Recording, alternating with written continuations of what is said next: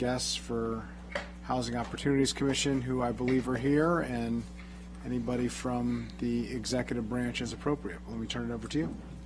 Thank you. Good afternoon. Two HOC projects are noted in the County Executive's recommended amended FY 25 to 30 CIP.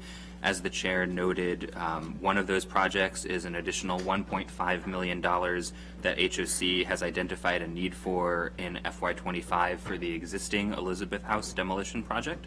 And the other project is $2.3 million in FY 25 for cider mill capital improvements. Both of these projects would be funded by current revenue, and so the county executive has deferred recommendations on these projects and will consider funding as part of the FY 26 operating budget process. I'm happy to go into some additional details about these projects, but we'll say up top, since there is no affirmative recommendation at this time from the county executive, and since the funding for these projects would be current revenue, council staff's recommendation is to defer formal consideration of these items until there is a recommendation from the county executive, and HOC would be available to answer any questions that the committee has at this time. I'm happy to go into some of the details regarding these projects or to turn it over to HOC for opening comments. Let's hear from HOC for opening comments. Want to welcome, we have Councilmember Lutke here, who is very interested in cider mill in particular. Welcome to her to join the committee. Why don't we turn it over to HOC, and then you can walk through from the council staff perspective if there's anything to add. Thank you, and good afternoon, council members. It's great to see you all. For the record, I'm Chelsea Andrews. I'm the president of HOC. I'm joined with a number of my colleagues, our budget officer, Terry Fowler, as well as our CFO, Tim Getzinger. The two requests that are before you are Elizabeth House demolition.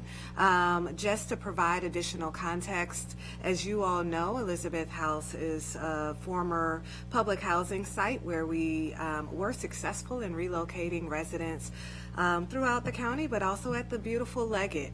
It's a senior development that was actually one of our first developments, and in moving forward with the demolition, we encountered some unexpected additional expenses related to environmental repairs or remediation needed to ensure that the demolition was conducted in a safe manner.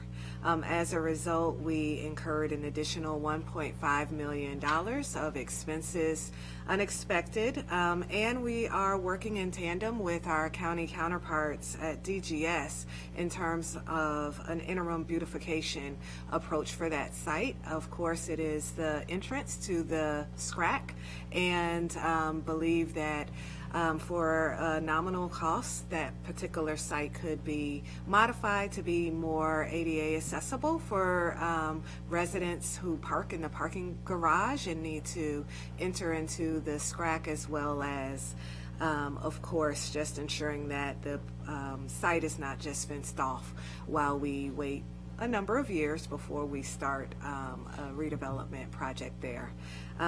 We have yet to receive confirmation in regards to funding for the demolition costs, the additional demolition costs, and their ongoing discussions in regards to the beautification, both of which should occur in our opinion, because obviously this is a hallmark site for the county, and ensuring that we take care of it in an appropriate way is what we're seeking support on.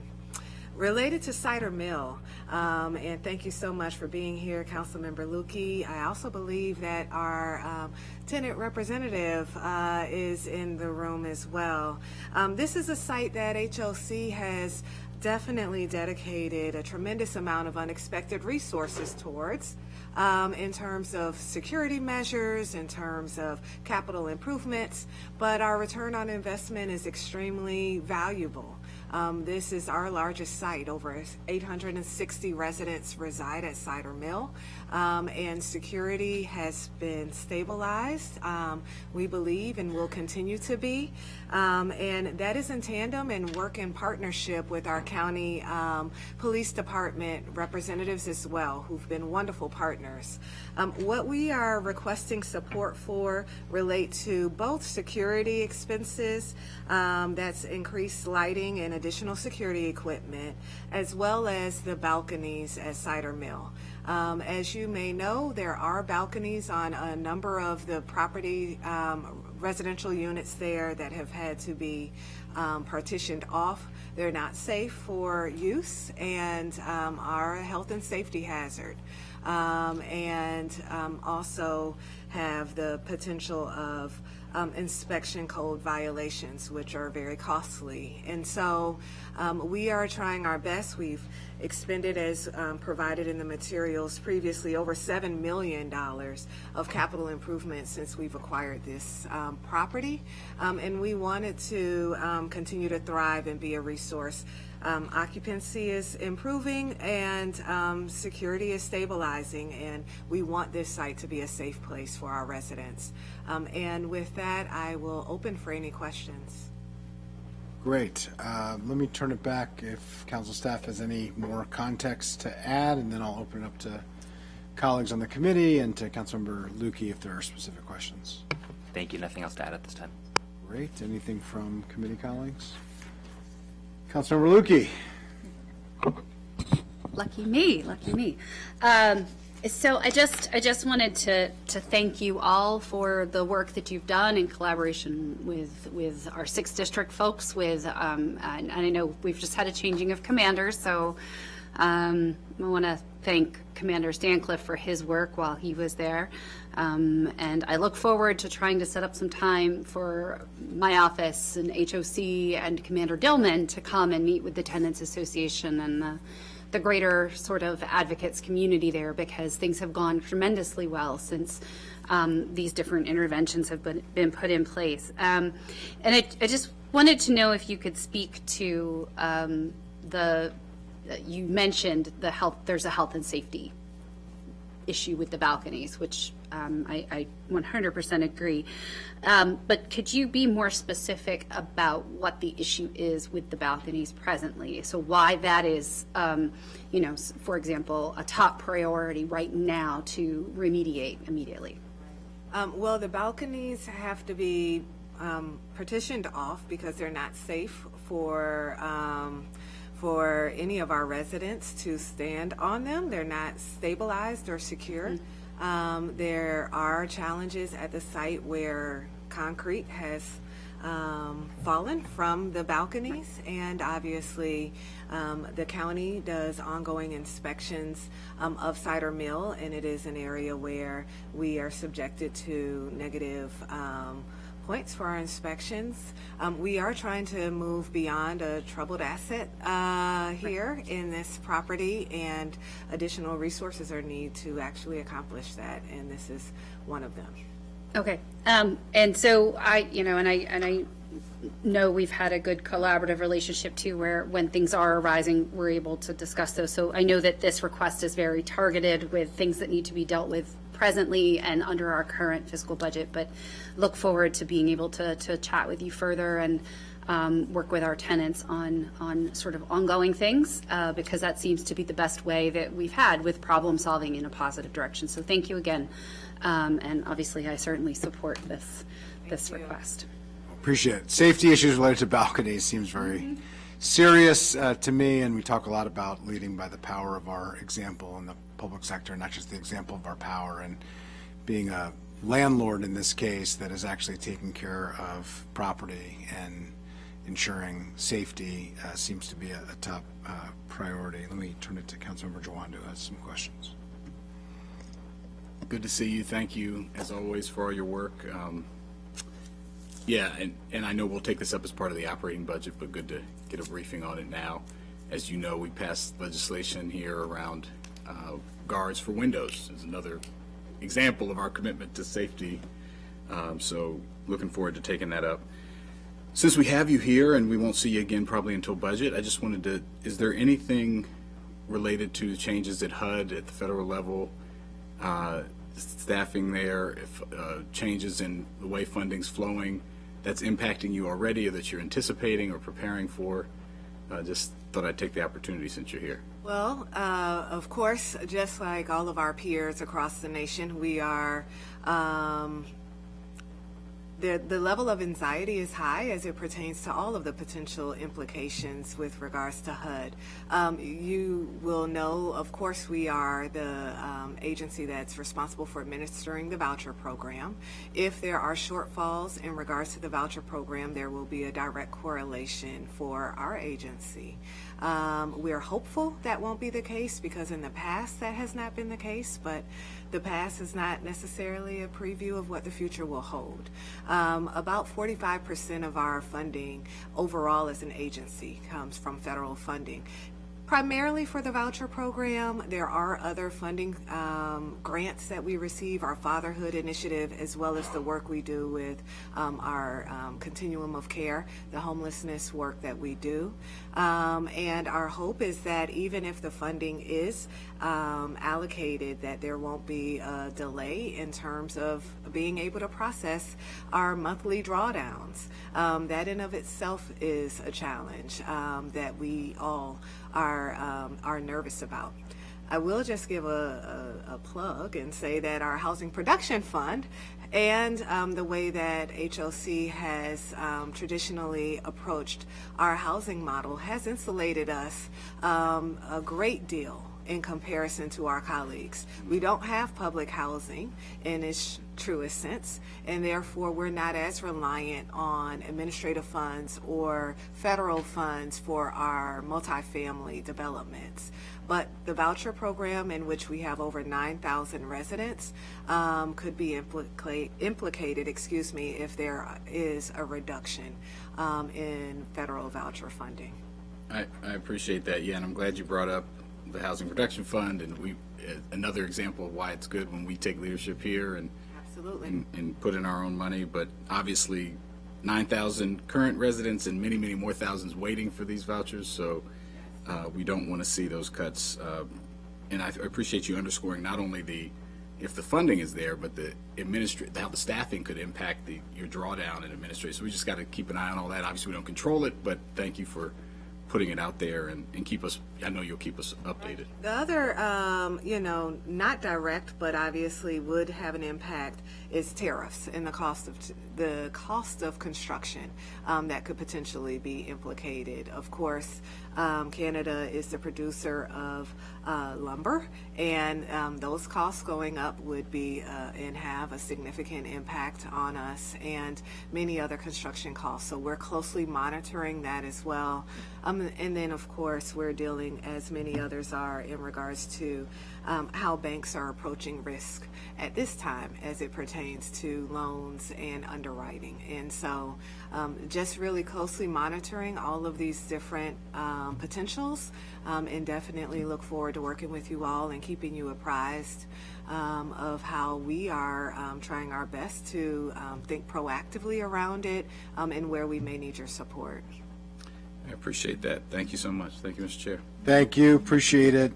Vouchers, we need an expansion of vouchers at the federal level. There was hard work to try to move in that direction, and the challenge now that we're talking about the opposite of not just not expanding the voucher program, which is in many ways in dire straits based on the need versus the capacity, but that we're potentially talking about the opposite of moving and retreating from that program is just really one of the many very troubling things that are happening currently that we need to be focused on. I did, speaking to this particular discussion related to Elizabeth Square, what conversations between Housing Opportunities Commission and the executive branch have happened related to that demolition? What coordination is happening? I know originally it was an agreed shared cost model. It's a shared cost project. Where does that stand? What are the expectations for covering the increased scope as identified by the contractor, as we now know it, dating back to last summer and heading into now? Our office has been in communication with DGS. At one time, we thought that DGS's budget would include this additional $1.5 million. did not, and so we're trying to work with DGS in terms of what this should look like moving forward.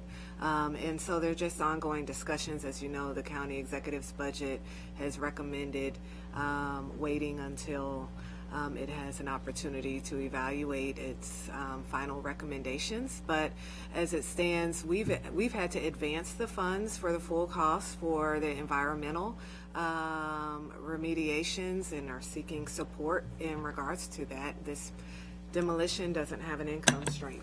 And therefore just seeking support, as well as wanting, of course, to advance what DGS has proposed in terms of what that intermediary approach would be for the space. Anita Aite, OMB. Just to add to that point, the initial $3 million that we did give for Elizabeth House had a sharing. The county paid half of the $3 million, and HOC is responsible for the other half. We're exploring all kinds of options that you'll be privy to once the March 15 budget comes across to council. Okay, for this additional cost? Yes.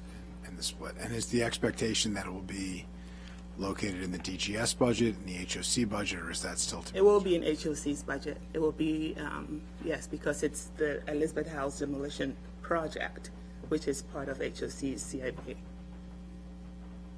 Okay. Got it. And both HOC and DGS agree on the need and the timing for the demolition? Well, I would, at this juncture, we've gone too far to turn back now. The request to even begin demolition at the time we did came from the county. We weren't pursuing demolition until we had a plan for redevelopment. But of course, at the same time, we were building this crack. So we were, of course, responsive to the request, and here we are. My hope is that we are able to get alignment in regards to the costs, as well as the interim use of the space, or it will have a fence around it, which I believe is not what anyone would want, until we're able to secure funding for making this space an open green space. It doesn't have to turn into a full-blown brand new park, but definitely a space where the community members can have additional ingress and egress, as well as ensure that there's additional measures put in place for ADA. And that's what was advised and was recommended by DGS to HOC. We appreciate it. We eagerly await what comes out on March 14th. I think it's going to be now.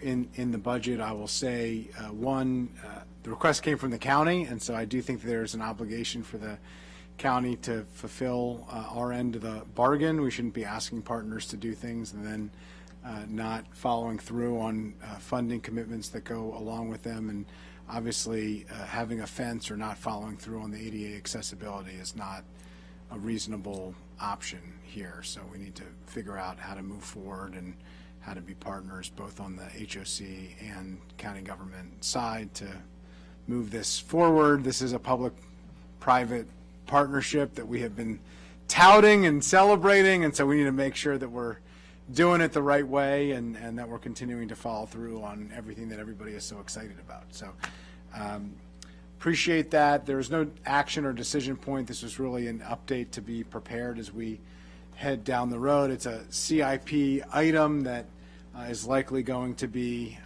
operating budget funded with current revenue is what we're expecting, and so we just wanted to make sure that we had the appropriate context as part of our capital budget review, but won't be making any decisions until the operating budget discussion. So, with that, thank you to our Consideration.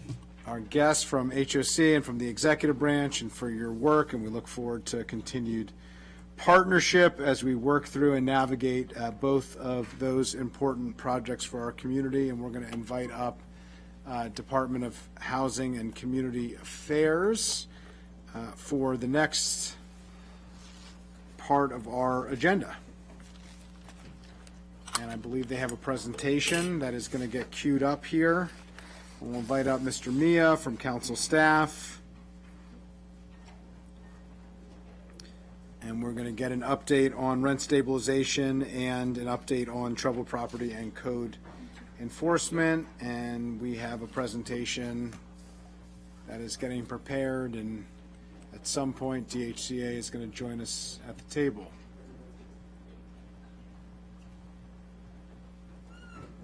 I'll note we also have Councilmember Mink, who's joined us for the conversation as well, along with our committees. We have the presentation, and we are ready to start at any point.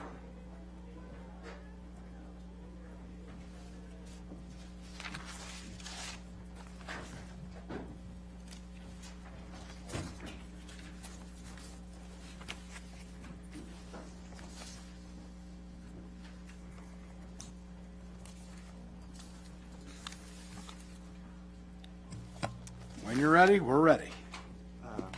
Good afternoon, council members.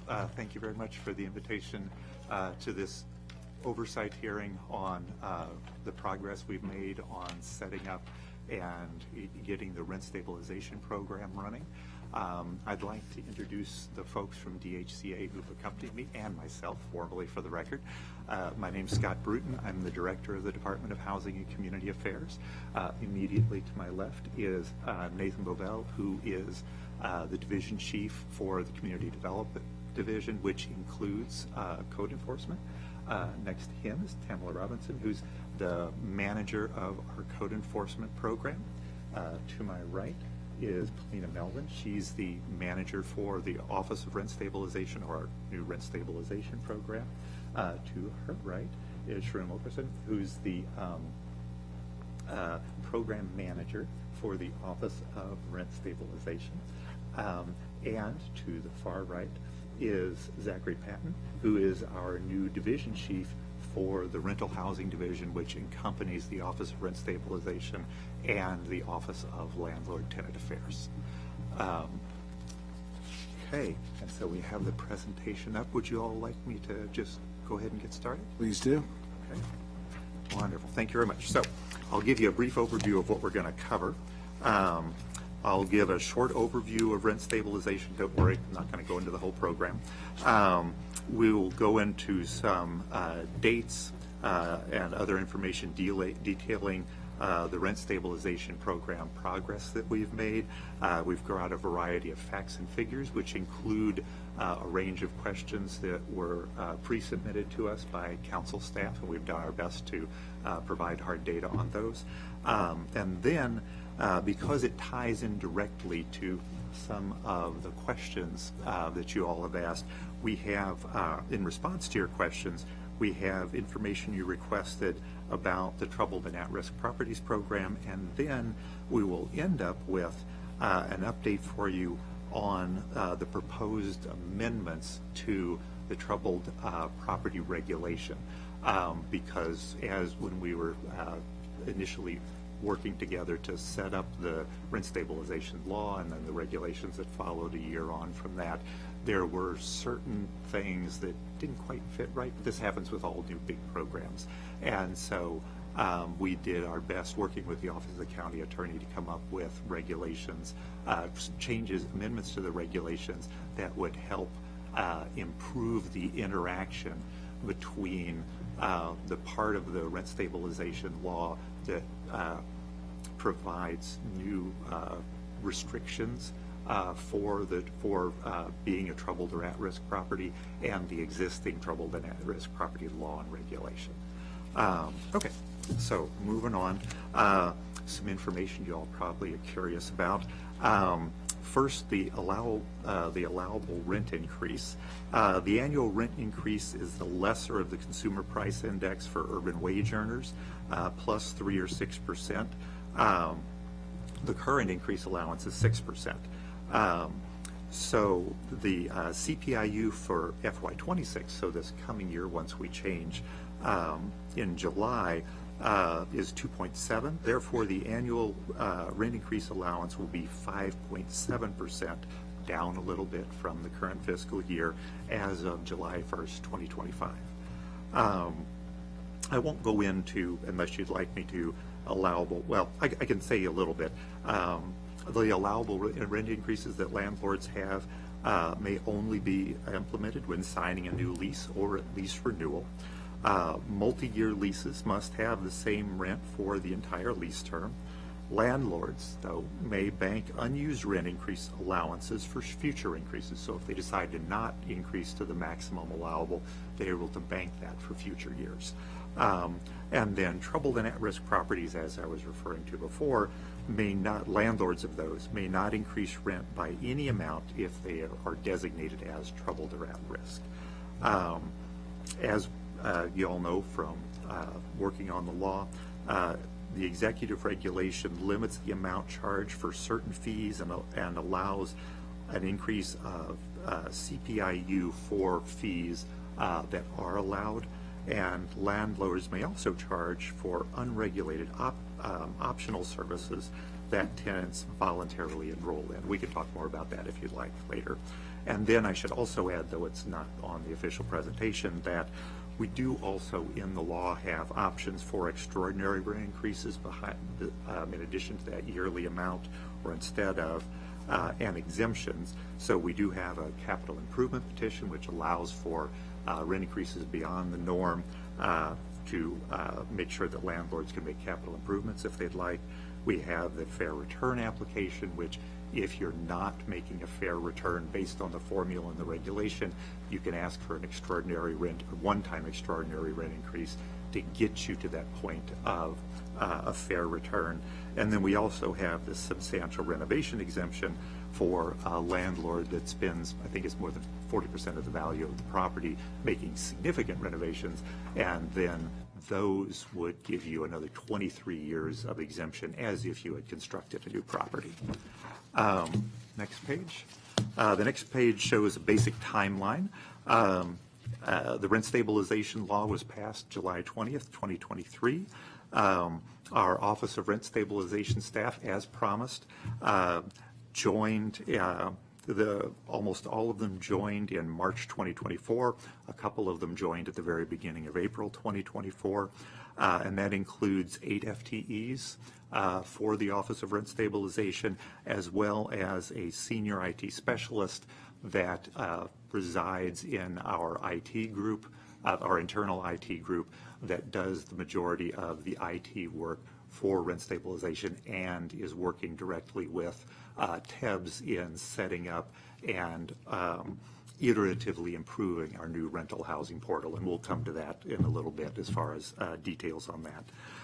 And then the folks who joined us for the Office of Rent Stabilization were incredibly helpful in our run-up to setting up the rent stabilization regulations. They did a ton of research as well as that bolstered the things we did on fees and a variety of other things.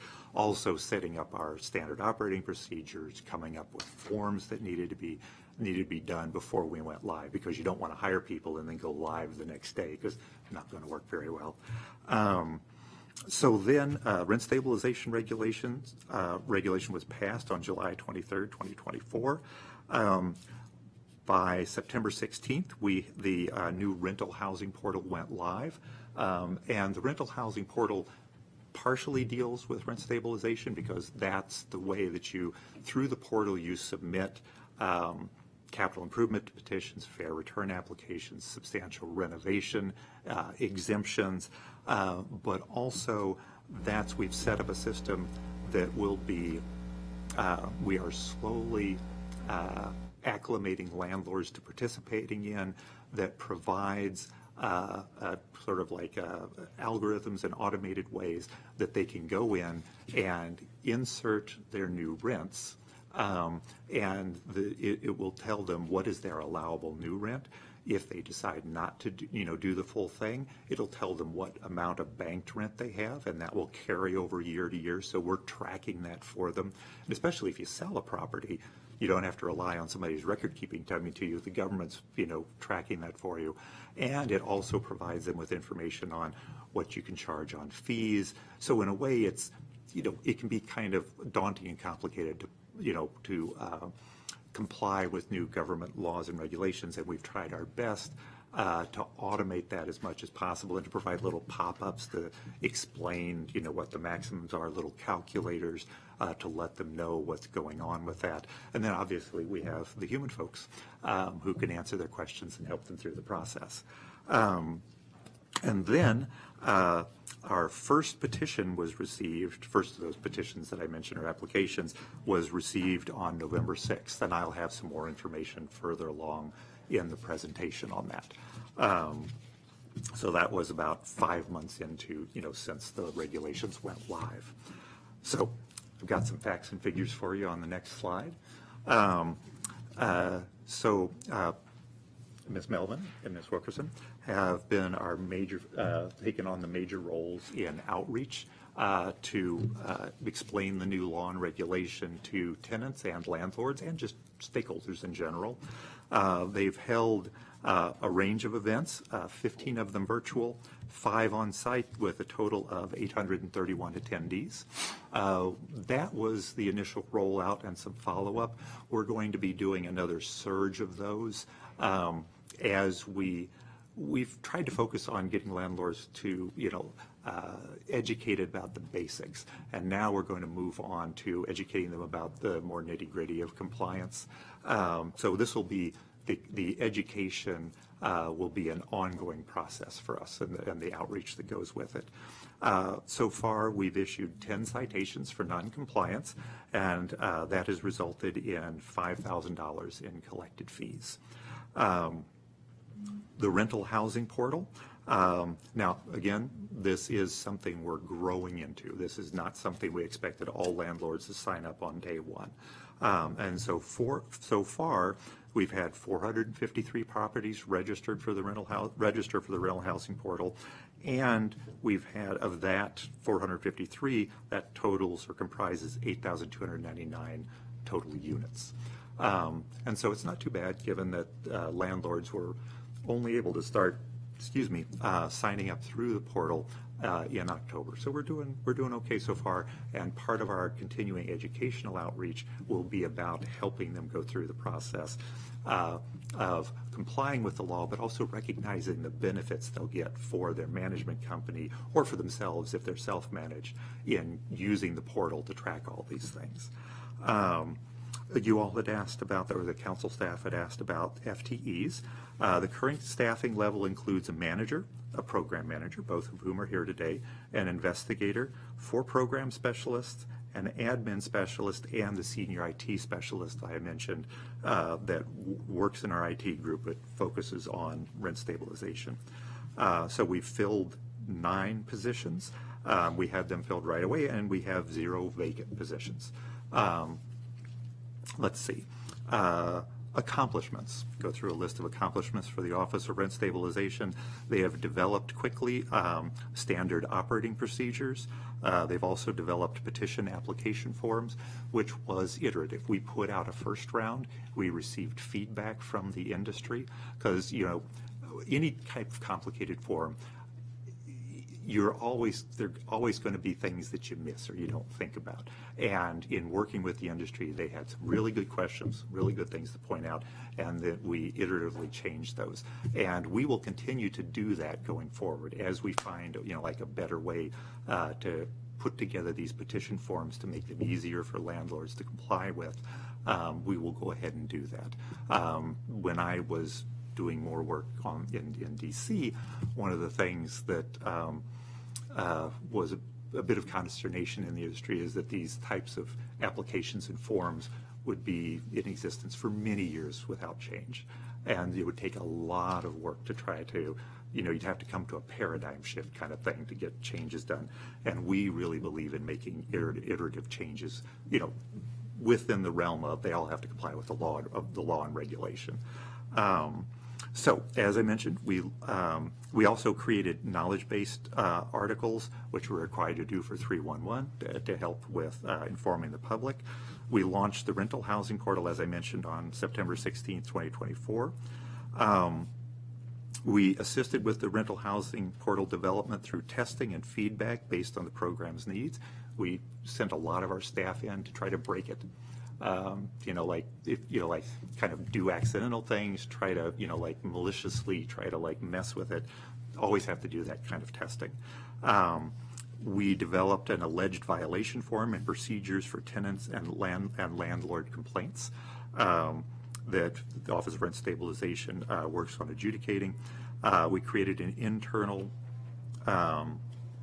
service request master worksheet in lieu of an Office of Rent Stabilization database. So every time we get a service request from a landlord or the public, we track those.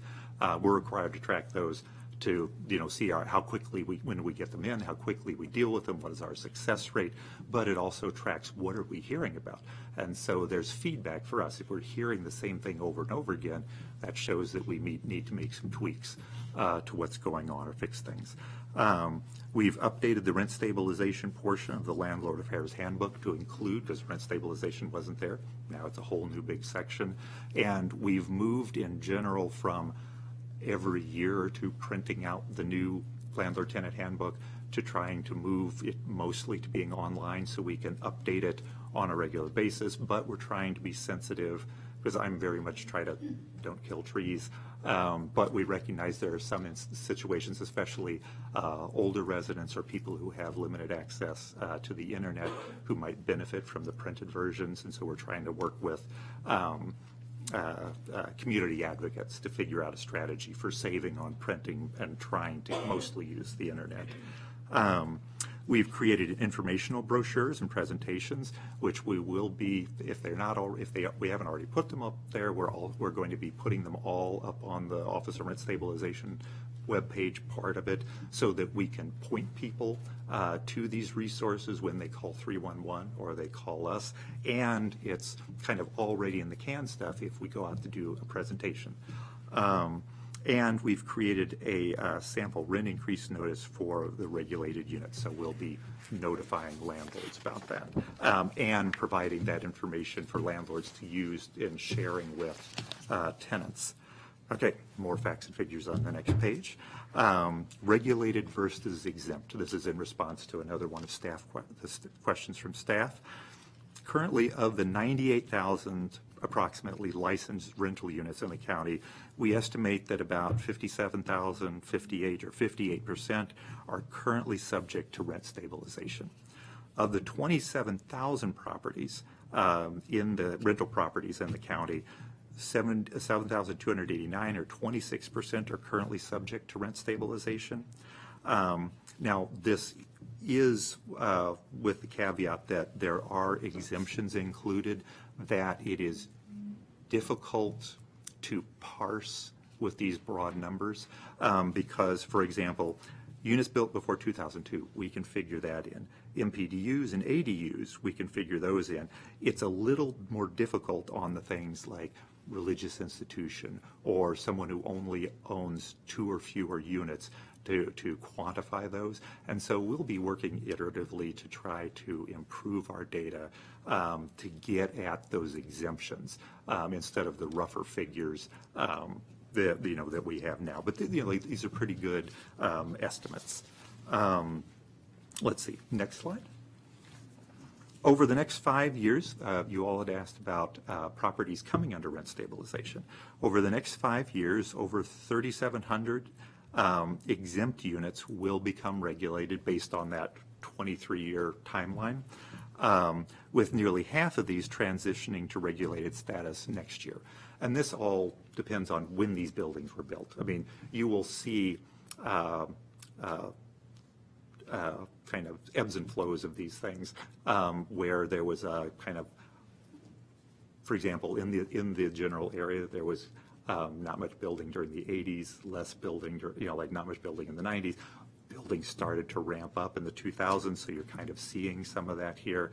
And then there was the Great Recession, so, dropped off, and so it will kind of ebb and flow over time. I have, I'm guessing you don't want me to read through all the numbers, but we have the numbers listed there for units built in 2003, 4, 5, 6, and 7. And so those units built in 2003, they'll come under rent stabilization in 2026. And that's 2026 as of January 1st. Oh, and if you're curious, all of this data, one of the things we forgot to put the little sourcing under our tables, all this data comes from DHCA licensing regulation data as well as state SDAT data. Okay, more on regulated versus exempt. More than 70% of units in multifamily apartment buildings are rent regulated. Only 24% of rental units in single-family or townhouse or 2 to 4 unit buildings are rent regulated. This is to be expected because of the exemptions that we have. Units in multifamily apartment buildings represent over 88% of all rent regulated units. And we have there the breakdown of exempt and regulated in total by those different categories that I just mentioned.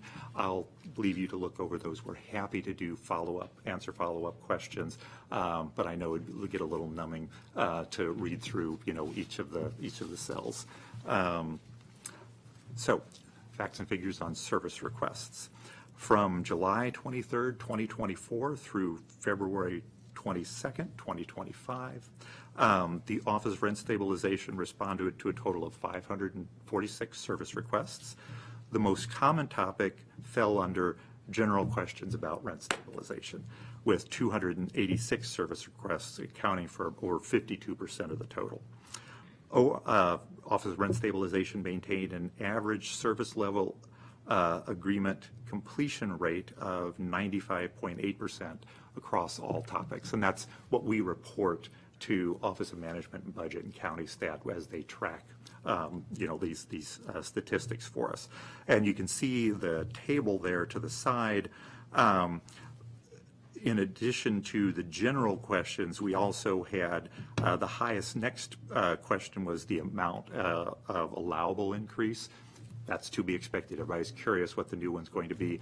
And when we do, there's going to be a press release coming up where we'll let everybody know. You know how we do the voluntary rent agreement voluntary rent guidelines press release each year. We'll do the same thing with this, and we'll have the press release as well as social media drive traffic to our website, where we'll have that information posted, as well as who you can call for more information, things like that.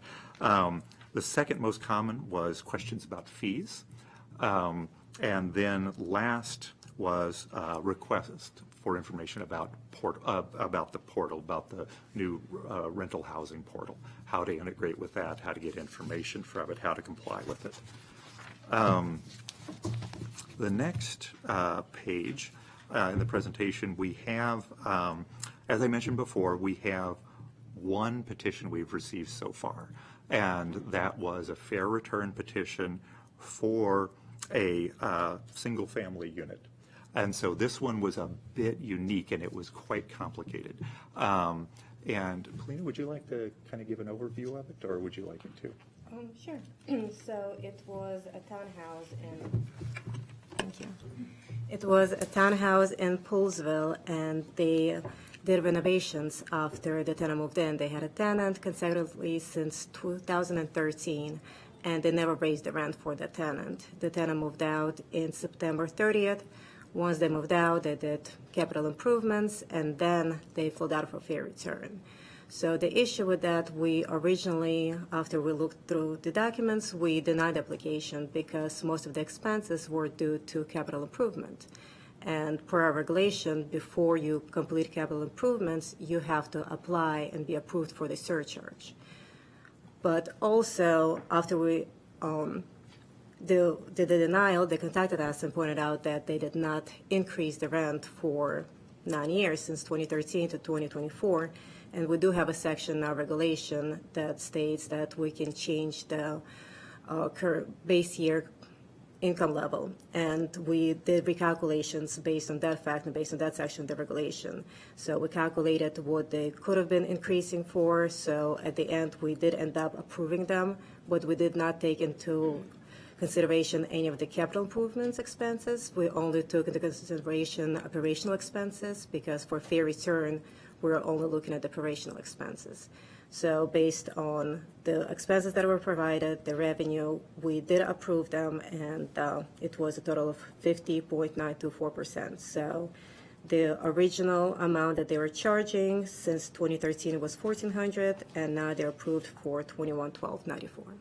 I should add that when we consider the petitions, as when we look at new laws or new regulations, we consult with the Office of the County Attorney to make sure, because anytime we get a novel situation, we ask them what their interpretation of the law is, because obviously we're not lawyers. And so the initial denial was approved based on the interpretation of the Office of the County Attorney, and then the change based on looking at it in a different way was also approved by the Office of the County Attorney. And so I will say, as the dates in here indicate, the turnaround between denial and ultimate approval was, let's see, a little over a month. So it was a quick turnaround in getting this figured out and getting this fixed. And they did, and there was a lot of back and forth conversation with the property owner. It wasn't just kind of receive it, silence, and then here's your decision. As we talked about in the council sessions on setting up the law and the regulation, we will be in dialogue with landlords and help them try to make their best case. If they are, if their application fits what the requirements are, then we want to help them navigate that as best we can.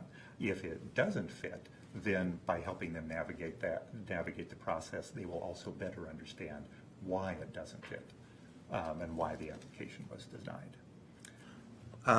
Okay, so we're going to move into the troubled properties. Yeah, before we do that, why don't we open up to questions on this, and then we'll move on to troubled properties. I think would be a little bit clearer and easier because they're related but slightly different topics. So let me open up. I do have a couple of questions, but I'm going to open up to colleagues if they have any first. Let me go to Councilmember Fanny Gonzalez and then Councilmember Jawanda. Thank you.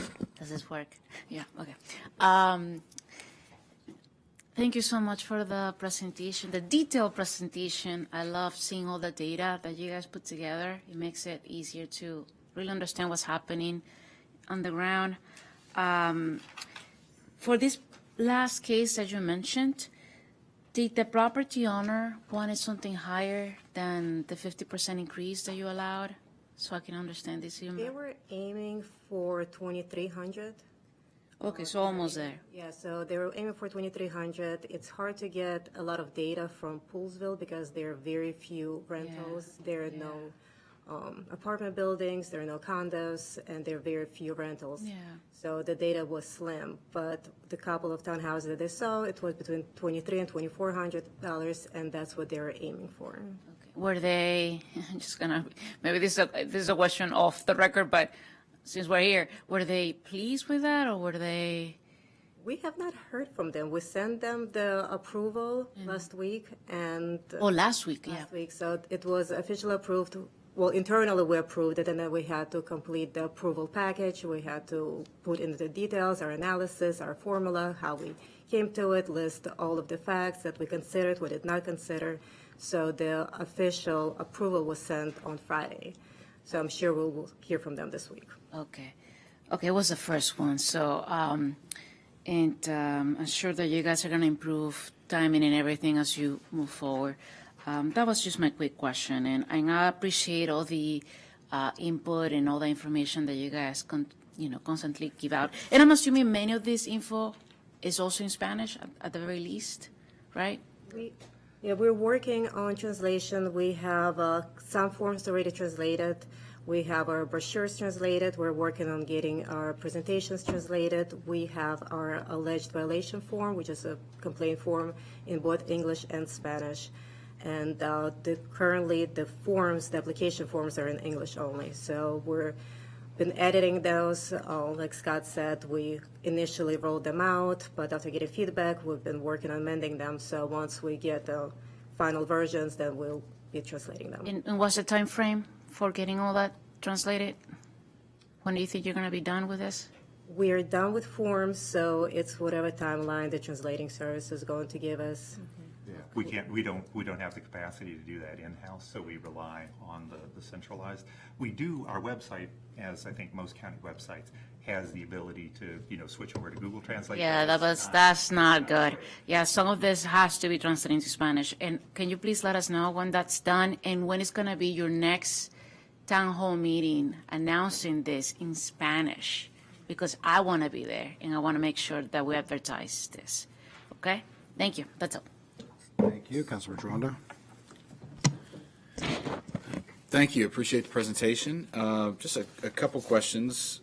I was fumbling around on the website here and trying to figure out if I'm a resident who thinks that I'm protected by the law, a renter, where do I go to make a complaint? So currently, we ask everybody to go through MC311 because we want to have the data registered.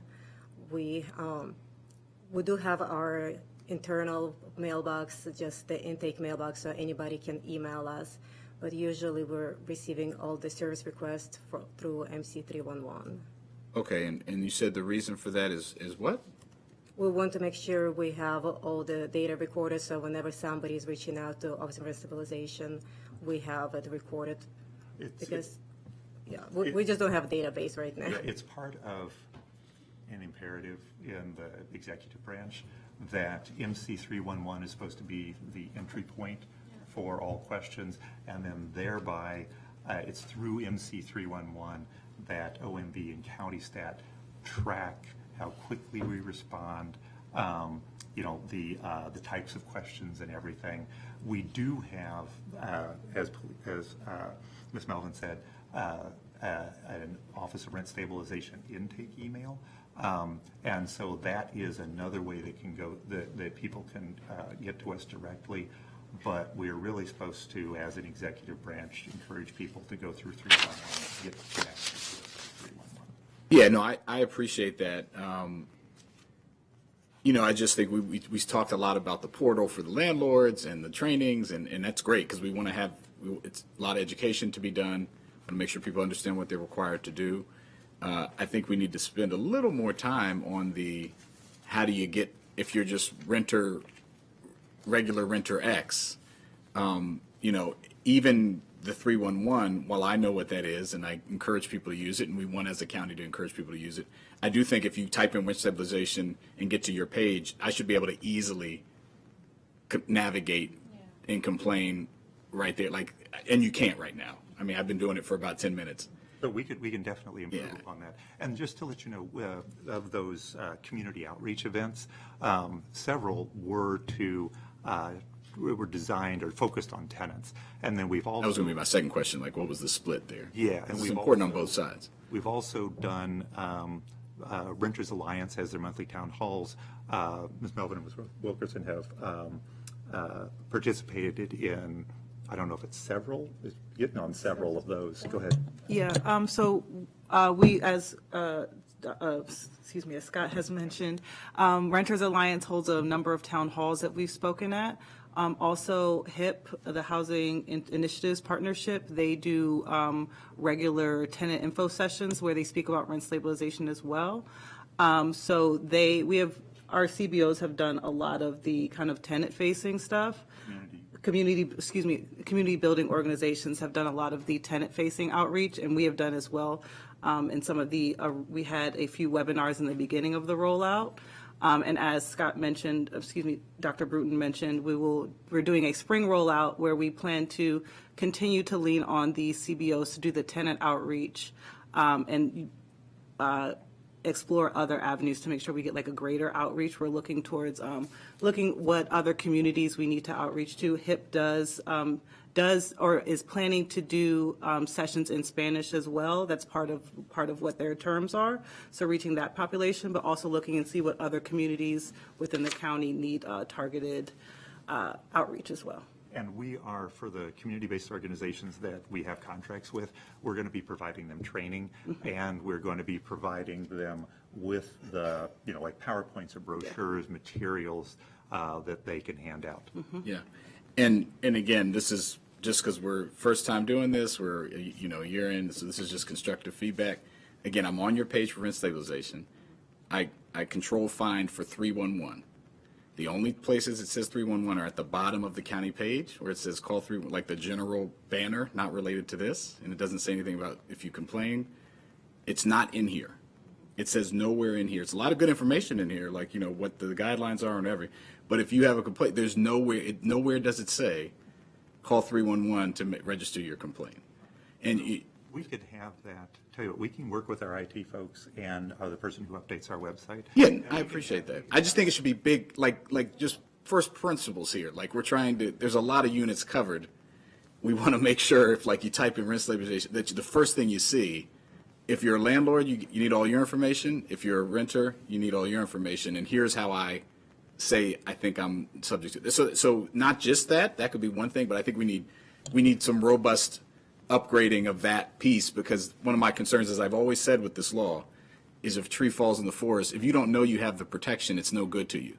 And so we have to continually be in this business, particularly as we bring on new properties and because it's new, of finding new and innovative ways to do outreach. And I know you're working hard and you're building the team and all that. I'm just trying to say I think there's some improvement that can be happened here. Absolutely, and we can have the. In addition to the translation that Councilman Flanagan is always talking By about. next week, we can have the complaints or questions focused on tenants part updated on our website, and then we can work iteratively on improving the other things focused on tenants. But getting that most crucial thing done, we can get that done working with Ms. Mentrep by next week. A website revamp is a part of our spring outreach plan to make it, like you said, to make it more user-friendly and a little cleaner. So that is something we have. But as Dr. Bruton said, we can do the 311 add a banner for that. That's a simple fix for now, and then we can discuss the larger options and stuff. Awesome. Yeah, there's a million things you can do. Obviously, like you can enter in your property here if you're a like you want to be able to see if your property's covered and all that stuff. So, but yeah, that's great. Appreciate that. The other question I had for right now, if you could just tease out the fact, if we go to that facts and figures page, I think I understand, but I want to make sure everyone else understands the facts, the regulated versus exempt page. Yeah, that another one, the one before that one, I think, where it says 98,000, Yes. 58%. The difference between, of the 98,000 license rental, 57,000 or 58% are subject to rent stabilization. And then the next bullet is 20 of the 27,000 properties. Just the distinguishing, if you could just tease out the distinguishing the license rental uses versus the difference between those two numbers. So the basic difference between the two numbers is licensed unit versus properties. And then The relationship to, I guess, so the unit is the unit, the property is the property. So presumably some of those 98,000 are within the 27,000 properties. Yes. That's encompassed, right? So go ahead. And they can be anywhere from, we have a rent stabilized property that has 1,100 units, and we have others that are a single unit, like the one that filed the petition. We can, if you'd like, provide you a breakdown of, I think we provided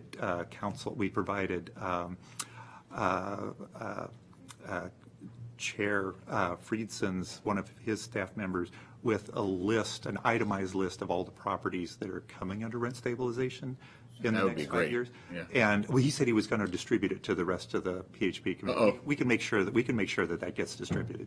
But then we can also put together, take a little more time because it's a lot longer, but we can provide you an itemized list of the properties and their number of units. Yeah, the first thing for sure, since you already have that'd be great. And I think the other one would be helpful as we go forward, just so we can distinguish. Yeah, that's it. I think these are good to have from time to time, so I'm glad we're doing it. And good to know that there's only been one fair return, and that it was, after some back and forth, it was agreed, you figured it out, and it was fair. So thank you. Thank you, Mr. Chair. Appreciate it. I wasn't aware of a distribution situation. I think we just got it on Friday, but we can Friday afternoon. But we'll follow up on that based on what was received. I only heard about it verbally. I didn't even get it in writing from our team as of this morning. So just to be clear, that literally just came in based on a request that we had, based on a question that came in to us leading up to this conversation. A few follow-ups. What's the timing of the press release? You mentioned the 5.7%. When you mentioned the press release was going out, but didn't mention timing. Sorry, go ahead. No, I was just on the phone with us more as we're leaving. We have everything ready to go this week. Yeah, we have it ready to go. We're just working on timing with CEX because the increase is not until July. And so we're trying to figure out what's the kind of best time. Is it better? We need to let folks know. So rent increases need to go out 90 days in advance. And so we need to kind of count back from that. And that's why we prepared it so much ahead of time. We just need to decide, does it go out next week, the week after, the week after that? We need to have it go out well in advance of that initial 90 days because of like the kind of cascading deadlines. But it's, I would suggest earlier is better. I don't think information is negative here.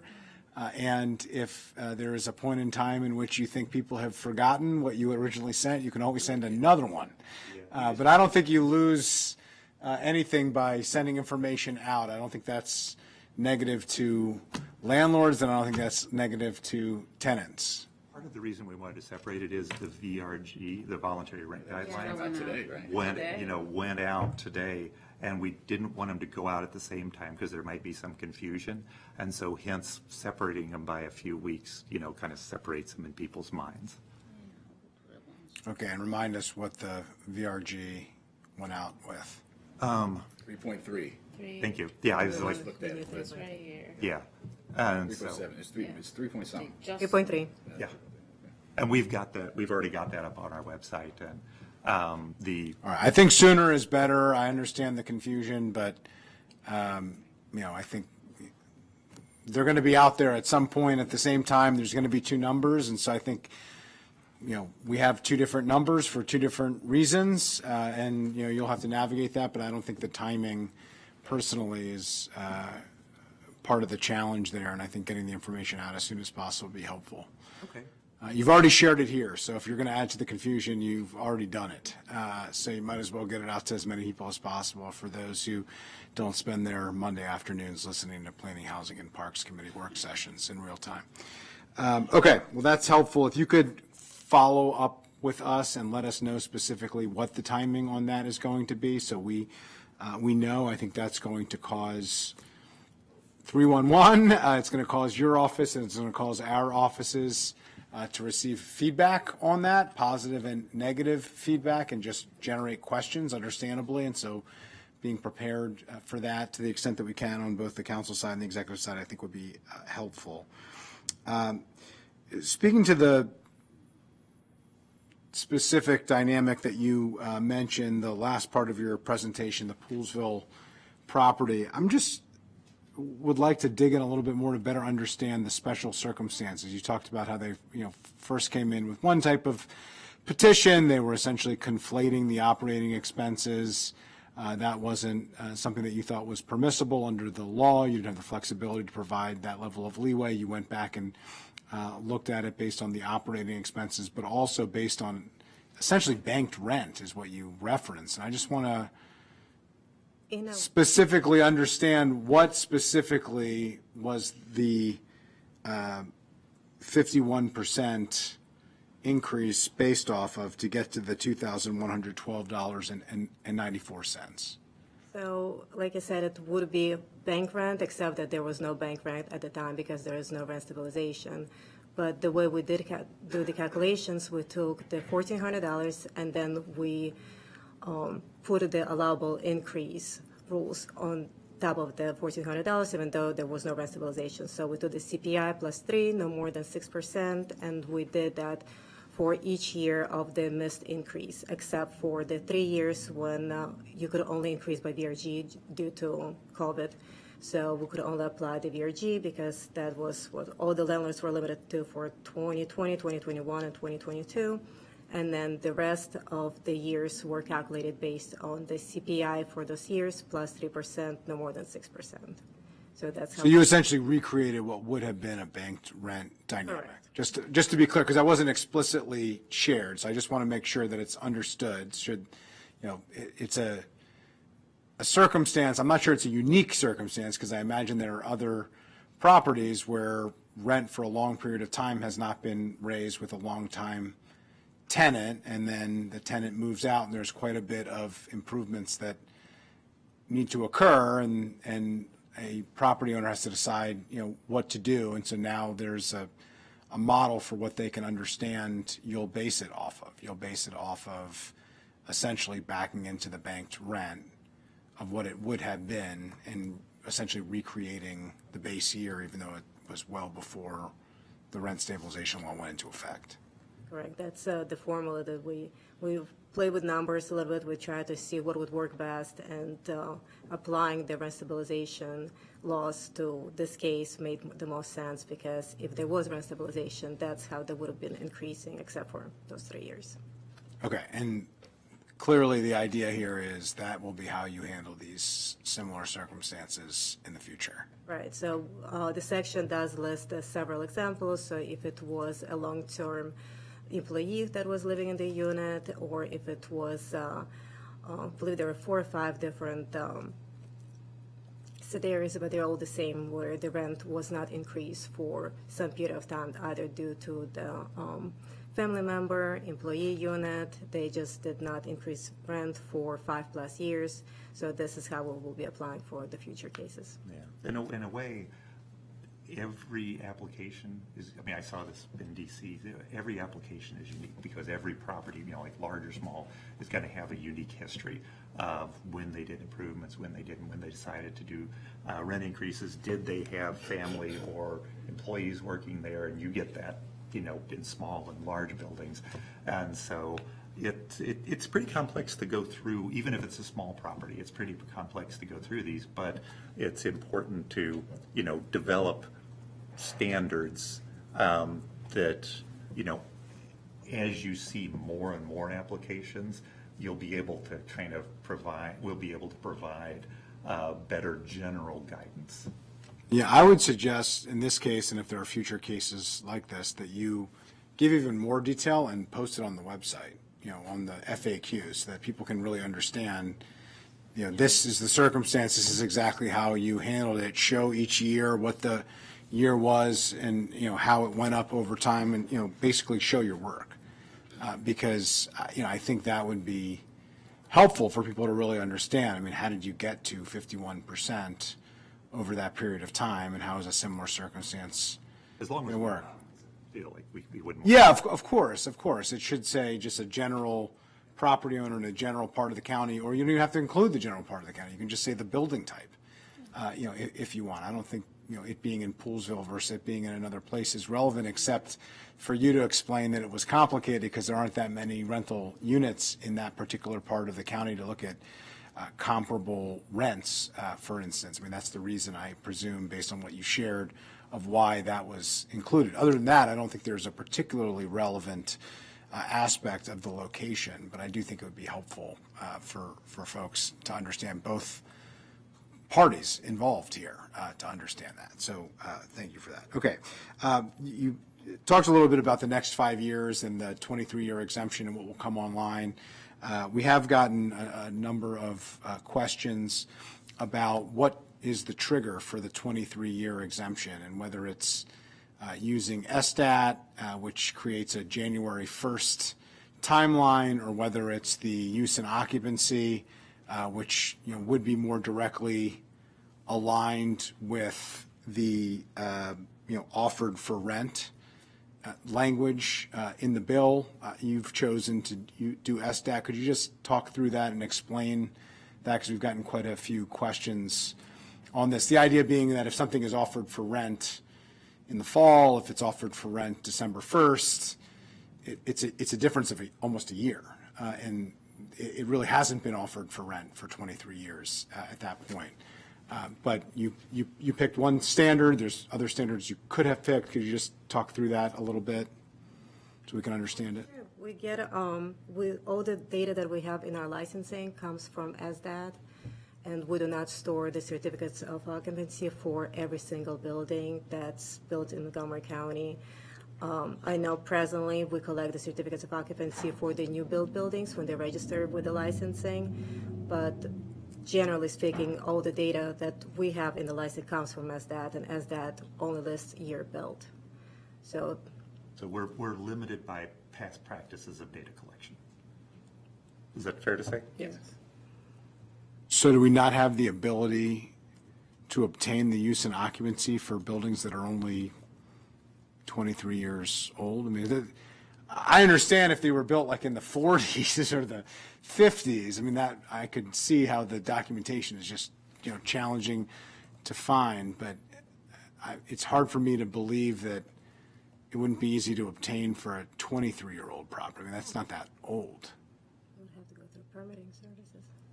Yeah, I mean, we can check again. So we talked with permitting services and we talked with the Office of the County Attorney and trying to come up with what the standard would be. But we would have to see if permitting services was able to uncover that information, because they're the ones who issue those. We don't.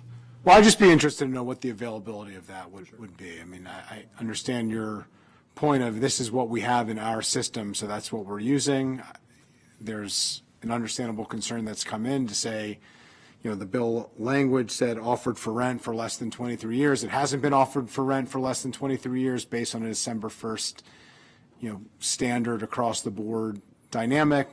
Very few properties start on January 1st, exactly. And, it'd be helpful to know what the capacity would be and if that is even available. If it's not available, that's a different dynamic and that's a different response. If it is available, then I think it at least warrants conversation. Do you think we can probably get you something in writing within 2 weeks? Because we have to check with permitting services and OCA, and sometimes they have, other priorities that they need to take care of. But I think we could probably get you something in writing within a couple of weeks. Is that okay? A couple of weeks sounds great.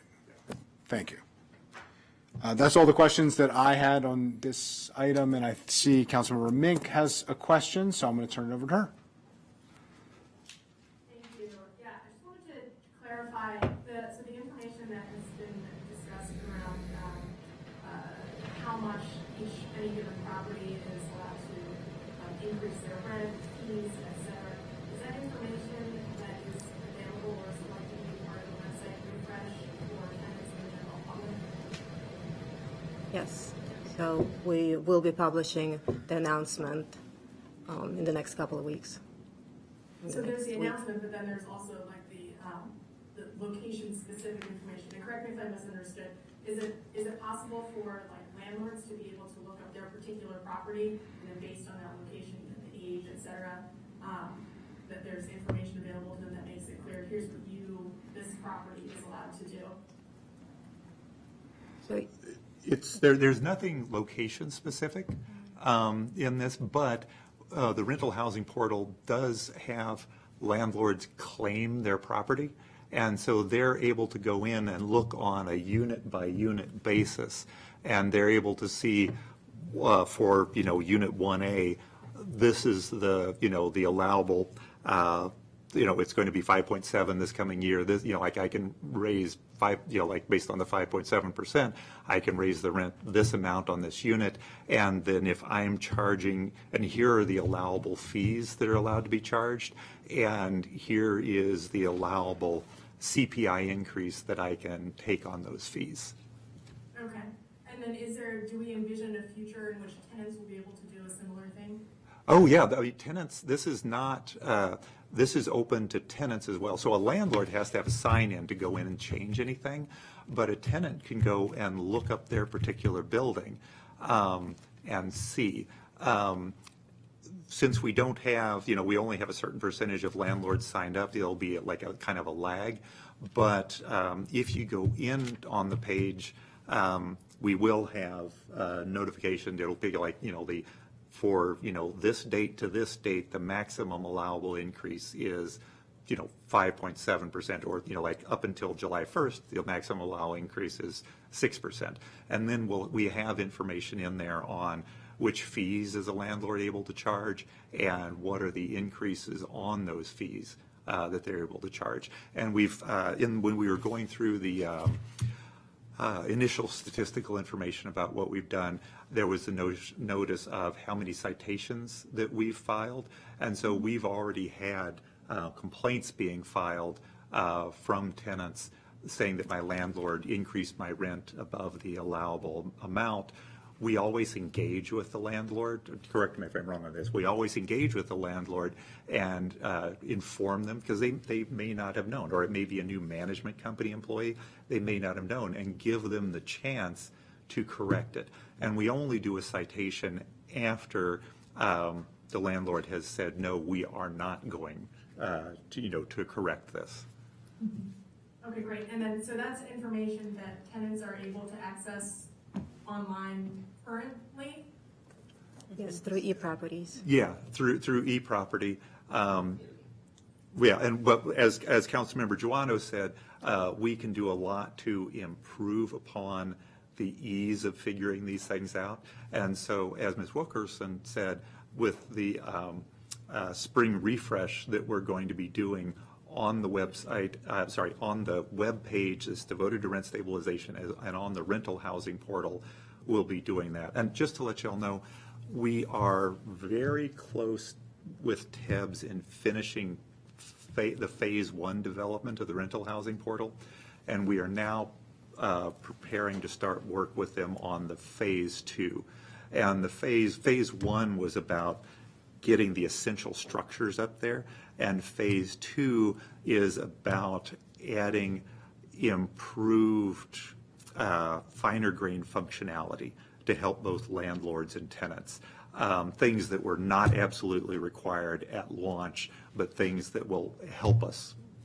And is your expectation on the portal to have that for those properties, landlords and tenants, subject to rent stabilization specifically, or to all landlords and tenants related to licensed rental properties? All licensed rental properties.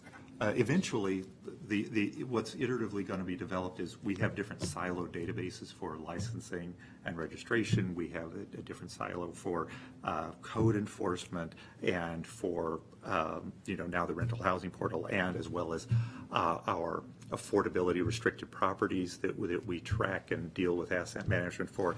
Eventually, they're going to be combined in one unified back-end database, which should help automate enforcement more, and also help with landlords having more information about their own properties, but also tenants being able to see the interaction between all of these different things. But that's a heavy lift, because we've got decades of these siloed things, and so that's one of the parts of phase 2 that we're going to be working on with TEBS. Got it. Sorry, Councilmember Mink, did you have any other questions? I appreciate that, and I would say, as long as if you're able to do that kind of temporary placeholder upgrade that Vice President Joanno was mentioning in regards to, like, do this to file a complaint. If there's an easy link that can be added, that's also like, do this to find out if if the rent increase you just got is compliant. Just to kind of spot check that, if there's a way people can do it online, that would be a great headliner. That is also a frequent inquiry that we get, and yeah, we send people to 311, but if that's something that they can just easily be looking up online, and we can just have that on the website landing page to tide us over till spring, that would be a great one also. Yeah, we might even be able to, we can check with TEBS and our own IT folks to see if, like a very clearly tenant section, if we could have a little calculator for them, like put in your current rent, and this, then it'll just compute what this is the allowable new rent between these dates. Mm-hmm. Mm-hmm. Great. That would be nice. Great. All right, thank you. Thank you. Council Vice President Joanno. Thank you very much. Just, I meant to ask this the first time, but I got distracted with my website rabbit hole. You have the citations issued, but kind of a step before that would be the complaints that have come in. Like, what's the number of complaints that have come in? Is that in here? Did I miss that? Let's see. I didn't see it. Oh, no, we don't have the number of complaints. Do you all? I don't have that number because we had it would be within the number of SRs. So I don't. So it depends on how you look at complaints. So we have the service requests. That was 546 service requests. And so service requests are sometimes just for general information. That looks like that could be information, that could be a whole bunch of things, right? Do we have a way to quantify the difference between seeking information and registering a complaint? Yes, we have that data. Okay, we can provide that. Would you like us to give you? Yeah, well, I think it's an important data metric. You have a lot of other things here, just to know, and it gets to my earlier point about the information, like people being aware. I think it's a metric that we should be tracking to see, one, how prevalent is it? Two, knowing that it's mostly complaint based, and then just how many we're getting. And then, and then you said you had to get to, because I'm not able to understand now. So you issued 10 citations, which means there were 10 cases in which you had a complaint or found out about an increase. Someone refused to adjust it, and you had to issue a citation. And then you collected $5,000 total. I also don't know, are there outstanding have people ignored it? Have you had to go to court? I just think there should be a way to look, and I think it all initiates from the complaint, right? So how many complaints do we have? How many got to the level of being resolved? Like someone didn't know, you informed them it was resolved, and then get down to this number, I think, of like people said no, and then you had to get fines. So I think just understanding that a little more, you could send it in writing, it'd be fine. Yeah, I think what we can do is some of the additional information that all of you have asked for, that's quantifiable information. What we can do is we can produce an augmented version of this presentation. Great. So that it's not just kind of sending to one of you, and we can resubmit back to all of you. And Yeah, please send it to everybody. yeah, and then for the things where it's more of a narrative approach, we can probably we'll try to incorporate all of our answers into an augmented presentation. That way you have it all in one place.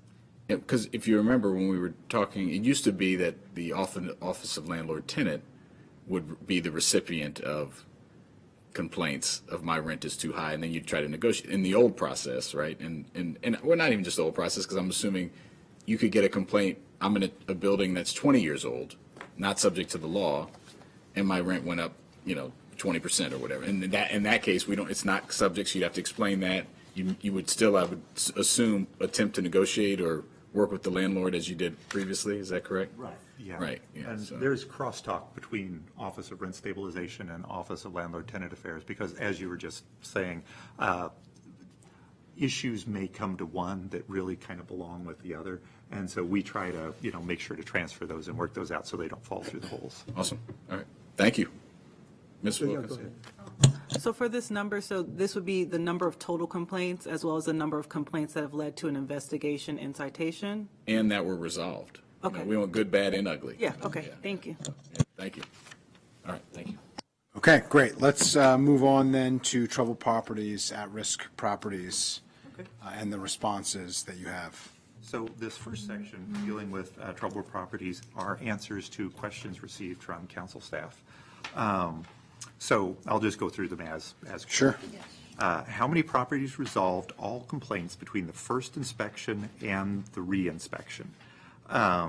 So as of now, one property has successfully addressed and resolved all violations noted during the initial inspection and first re-inspection.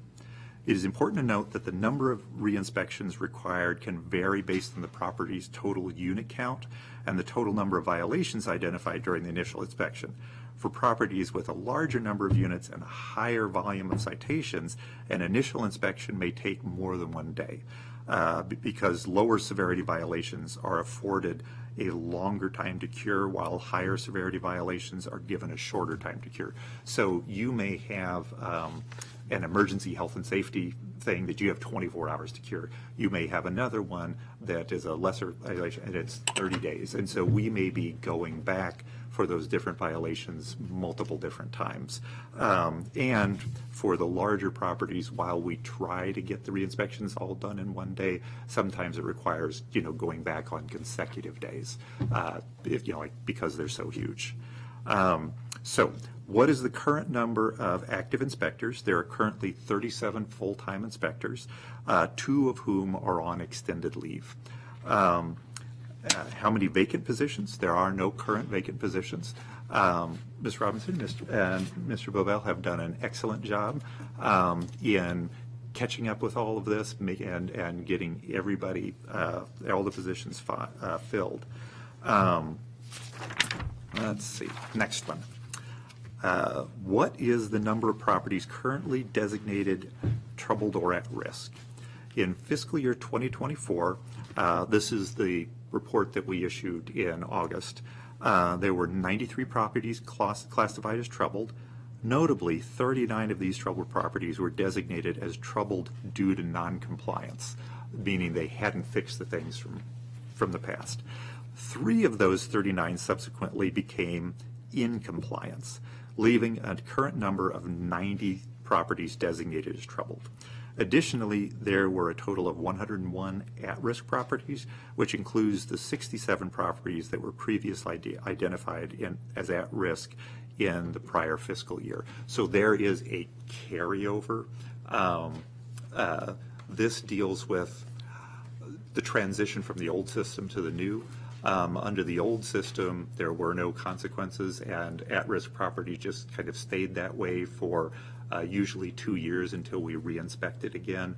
But now, as we're transitioning into where there are significant consequences, we are, as you'll see when we get to the regulations, we are transitioning to how we do the inspections so that a property that's designated troubled or at risk, if they are motivated and want to become compliant again, that we provide them with the quickest means possible in order to have that corrective action, because not only does it help the landlord because they can raise the rents, but it also significantly helps the tenant because that means the violations that got the landlord designated as such will be fixed sooner.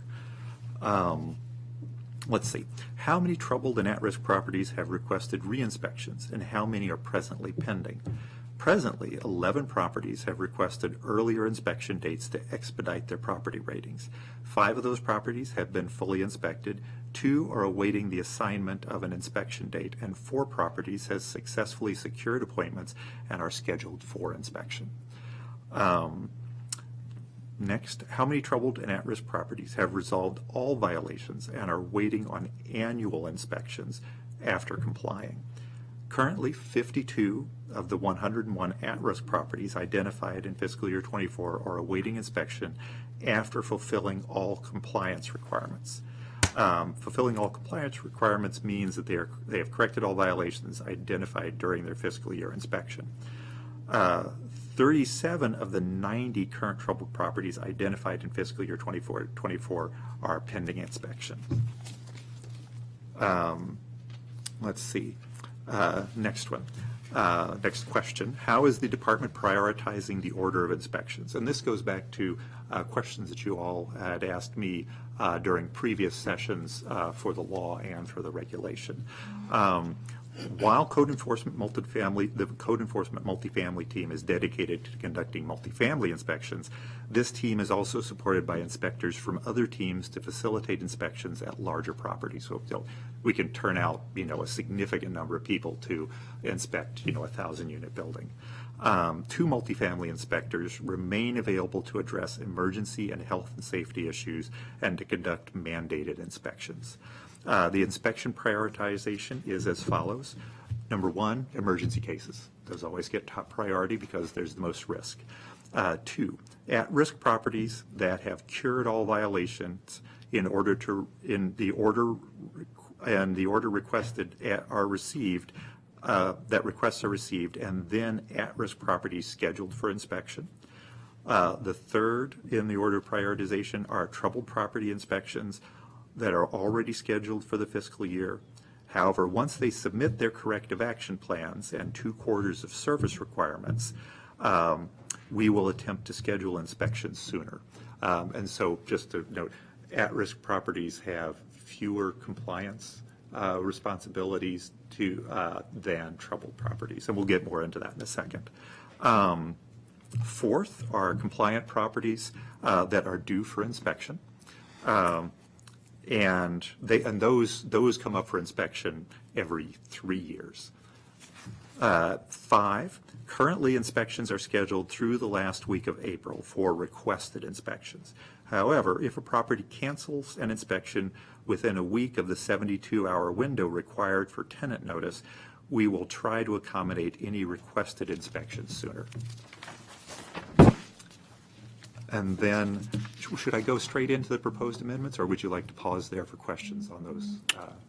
We could pause here for questions, then you could speak to the reg and proposed amendments. So one of the 11 that have requested re-inspections has completely gone through the process and has been taken off the trouble property list. So I'll defer to Mr. Bovell. I just want to dig into, there are a lot of numbers that were just thrown out there, so I just want to kind of dig in and understand this. So Mr. Bovell and Ms. Robinson can provide more detail on those inspections. Good afternoon. So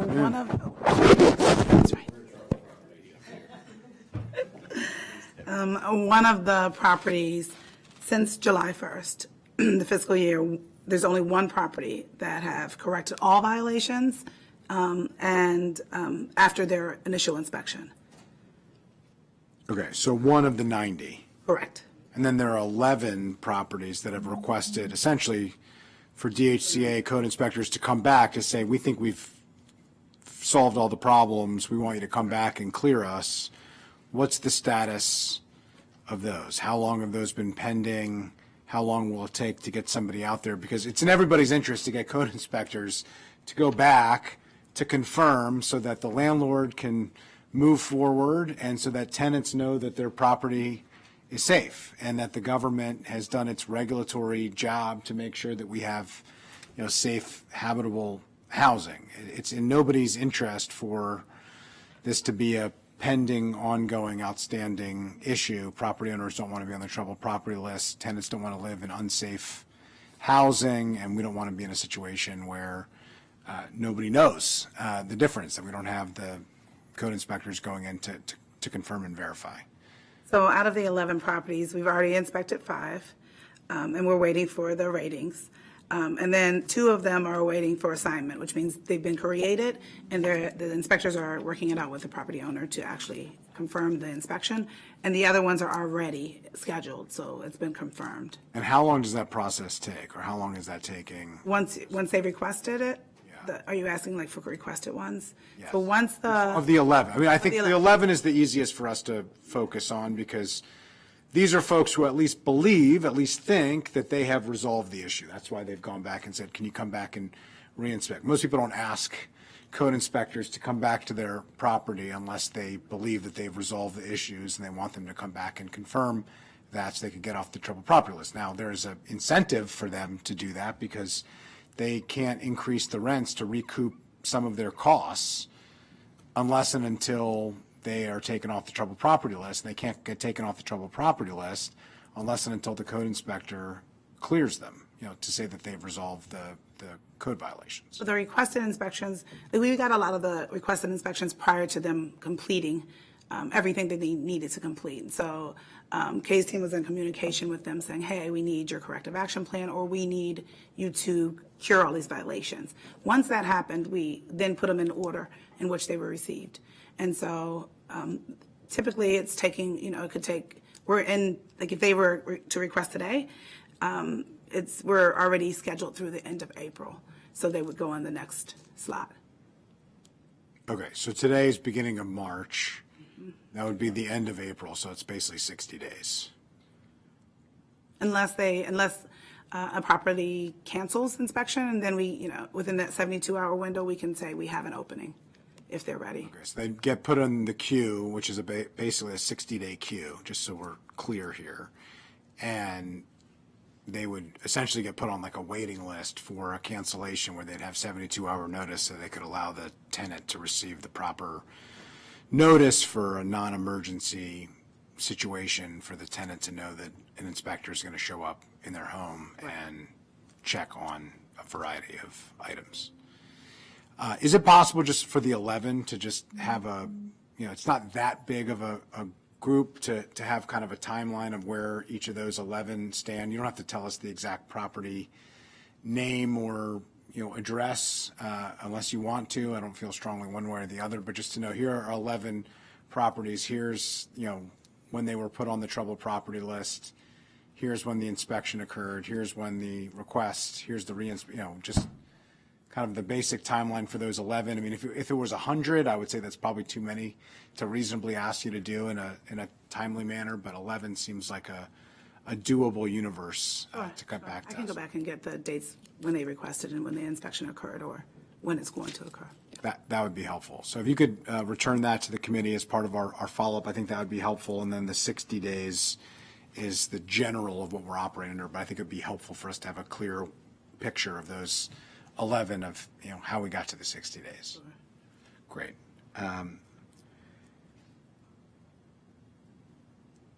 Okay. I think that's all the questions I have on this. Let me turn to Council Vice President Joanna. Thank you. Yeah, I appreciate the update. Obviously, we want this to happen as quickly as possible because these are people's homes that aren't habitable. And, as I've said before, my apartment I used to live in on Quebec Terrace is always on this list. And it troubles me that it's still on the list. So what have we done? You're going to go through the regulation because that's part of the reason we're trying to ramp things up to get people to do more. We had also talked about at previous sessions over the years, just when this list comes out and what is done with it and how it's publicized and how people are notified. Have you changed anything? And I'm sorry, I should be looking at you. Have you changed anything in that process based on those conversations? And how does that feed into the regulations? For example, I've suggested in the past that there be like a press release and a press conference, and it be really public that you've been on this list and it hasn't changed because we need to use every tool available to make sure people have habitable homes. So if you could talk a little bit about that. Absolutely. Good afternoon. I'm Nathan Wovell, the Division Chief for Community Development.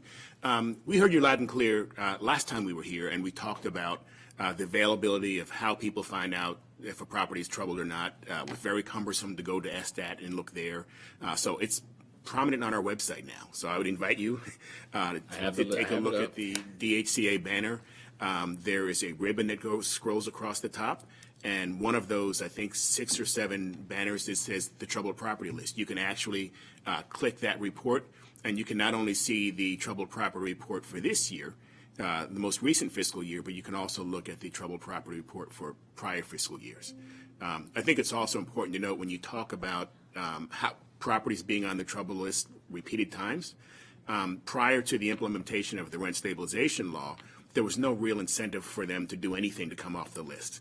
There were no consequences for being on the list other than they had to be inspected every year, which can be cumbersome, especially for the larger landlords. But for the smaller ones, it didn't really matter. So now there are consequences. People are starting to pay attention more to the list. We've made the list available so that residents and anyone else can easily find it. And Tamala's team have always done a very diligent job of going back. And even in the past, when there weren't serious consequences, they still had the responsibility to go back, keep inspecting those properties until those violations were cured. If they didn't cure the violations, citations were issued, they'd go to court. And there's some properties that she's in court with now for failing to comply with correcting the violations of inspections that were done last year. Do you mind if I add something real quick? Certainly. Regarding the tenants finding out if their property is troubled, the rental housing portal has a link so that if the property is troubled, if the tenant looks up their own unit in their property, it will show that it is a troubled or at-risk property. And one of the things that remember I talked about the kind of back-end database sharing of information to help with enforcement. Eventually we'll get to the point where, right now a landlord's, if it's marked as troubled or at risk, they are not able to go into the portal and increase the rent. And so the more we integrate these things, the more we'll have, like kind of automatic enforcement or notification. And that obviously you have to be registered in the portal for that to apply. And that's why we've got to get as many people registered as possible. Absolutely. How many cases are in court right now? I don't have the exact number, but I can get that for you. Is it dozens? Is it? Oh yeah, it's hundreds. We're in court. We still have the backlog, and so what the court system has done is allotted 2 days per month. We used to be in court once, the last Tuesday of the month, and now we're in court the 3rd and the 4th Tuesday of the month to try to get. And that's just for the troubled property. Not just for trouble, for all citations. For all citations, okay. But I'd be curious on all, but I'm just asking. For the troubled? For the troubled, how many of this list are you in court? Do you have a ballpark? You don't have to. I can say approximately 10 to 15. Okay. Is that correct, Kai? Yeah. Got it. Okay. I should say, Ms. Robinson, it's about 6 months, like after a citation, to actually get in front of the court, and that's for any kind of citation. If a landlord doesn't remedy it and refuses to pay the fine, then it's 6 months before we get the talk in court, and then it goes on after that and can last a long time. Yeah, and obviously that's not your fault, nothing, but obviously if something's not habitable and then they, obviously people have to stay, but at least now there's the stick of, well, you can't raise the rent if you're on the list. Which we're also at the mercy of the court in terms of how much of that fine the landlord will have to pay. So the judge makes that decision. We often will ask for full fines, but the judge will often reduce fines, especially if somewhere between the date that the citation was issued and the court date, the landlord has remedied that violation. The judge may say, well, it's fixed now, so we're going to either lessen or dismiss those fines.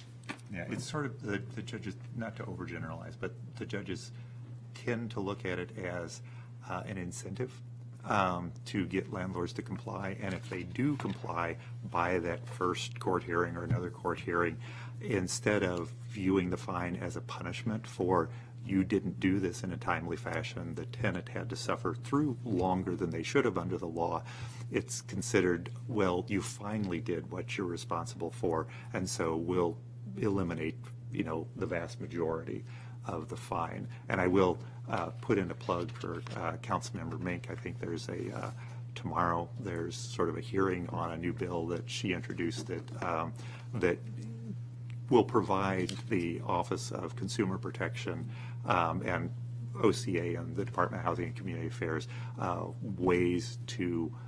additional ways to get at that issue. And with several of us, I'm a co-sponsor of that bill along with others, and I think that's a good point. Just a little bit on the list when you pull it, which is great because I see the banners when you pull up the list. It's a PDF. It doesn't have headings of what the columns are. So it's hard to. I think I know what most of them are. Like the first one, I think, is the year the property was built. The headings on the first page. Yeah, on the first page. It just doesn't really show you what the numbers mean. We need to move it down on each page because it's on the first page. I'm sure it is, but when you click it, it's not there. So, but yeah, thank you for the progress on this, and really appreciate your work. Thank you. Thank you, Councilmember Mink, the aforementioned. Thank you.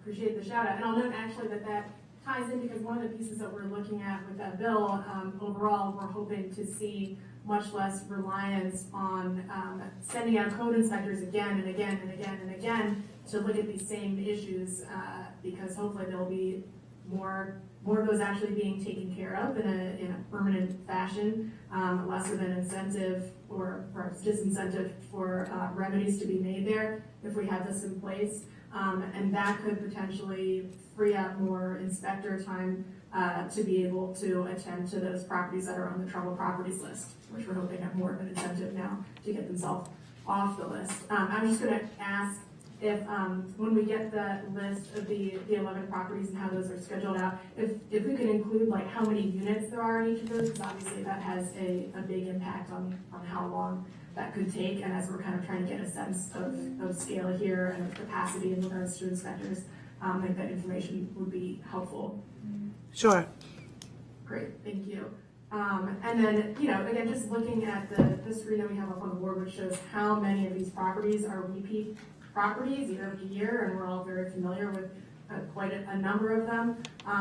But obviously, you know, as these properties have continued to fail inspections year after year, the issue hasn't been, for many of them, re-inspection. The issue has been that they've been choosing not to make the appropriate remedies. So I'm really hoping that with all of these various pieces of legislation that we have moving and that we have passed, we're really going to be able to see some changes in behavior, and also some, you know, being able to have DHCA able to have, you know, more strategic use of their own resources.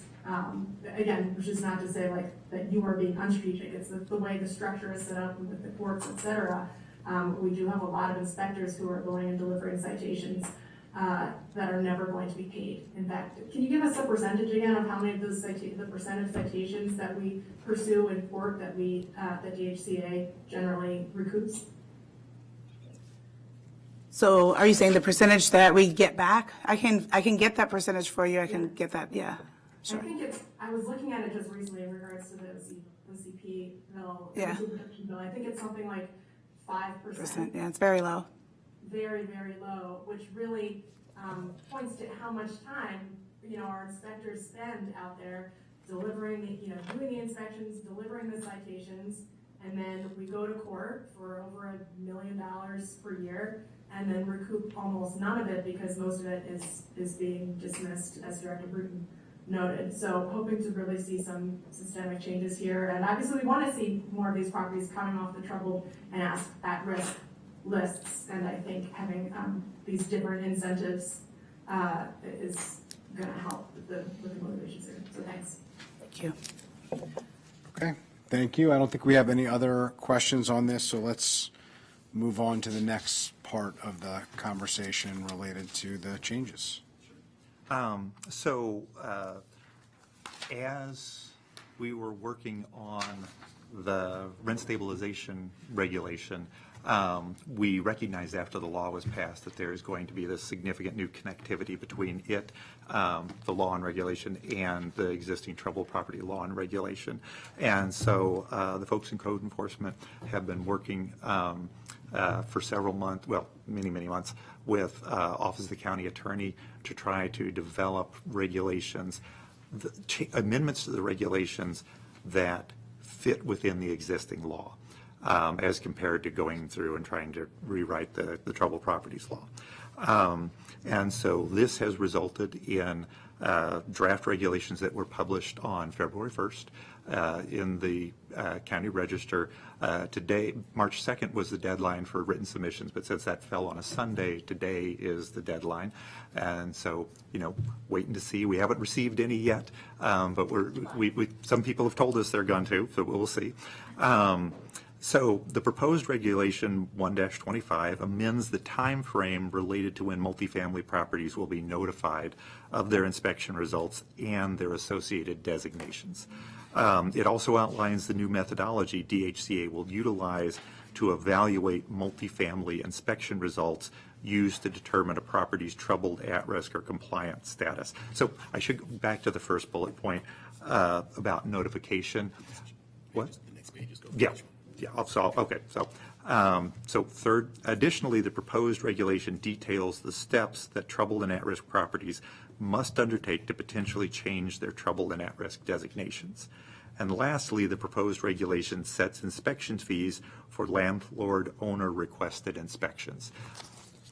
Because we're kind of entering a new realm of requested inspections if they want to get out from under the designations early, and so that needed to be added in. More detailed information is on the next page, or next slide. The current regulations require that DHCA conduct mandated inspections for all multifamily properties. For each fiscal year, all inspections are complete at the end of the fiscal year, and at the end of the fiscal year, DHCA must evaluate the inspection results to determine if the inspected properties fall into troubled, at-risk, or compliant categories.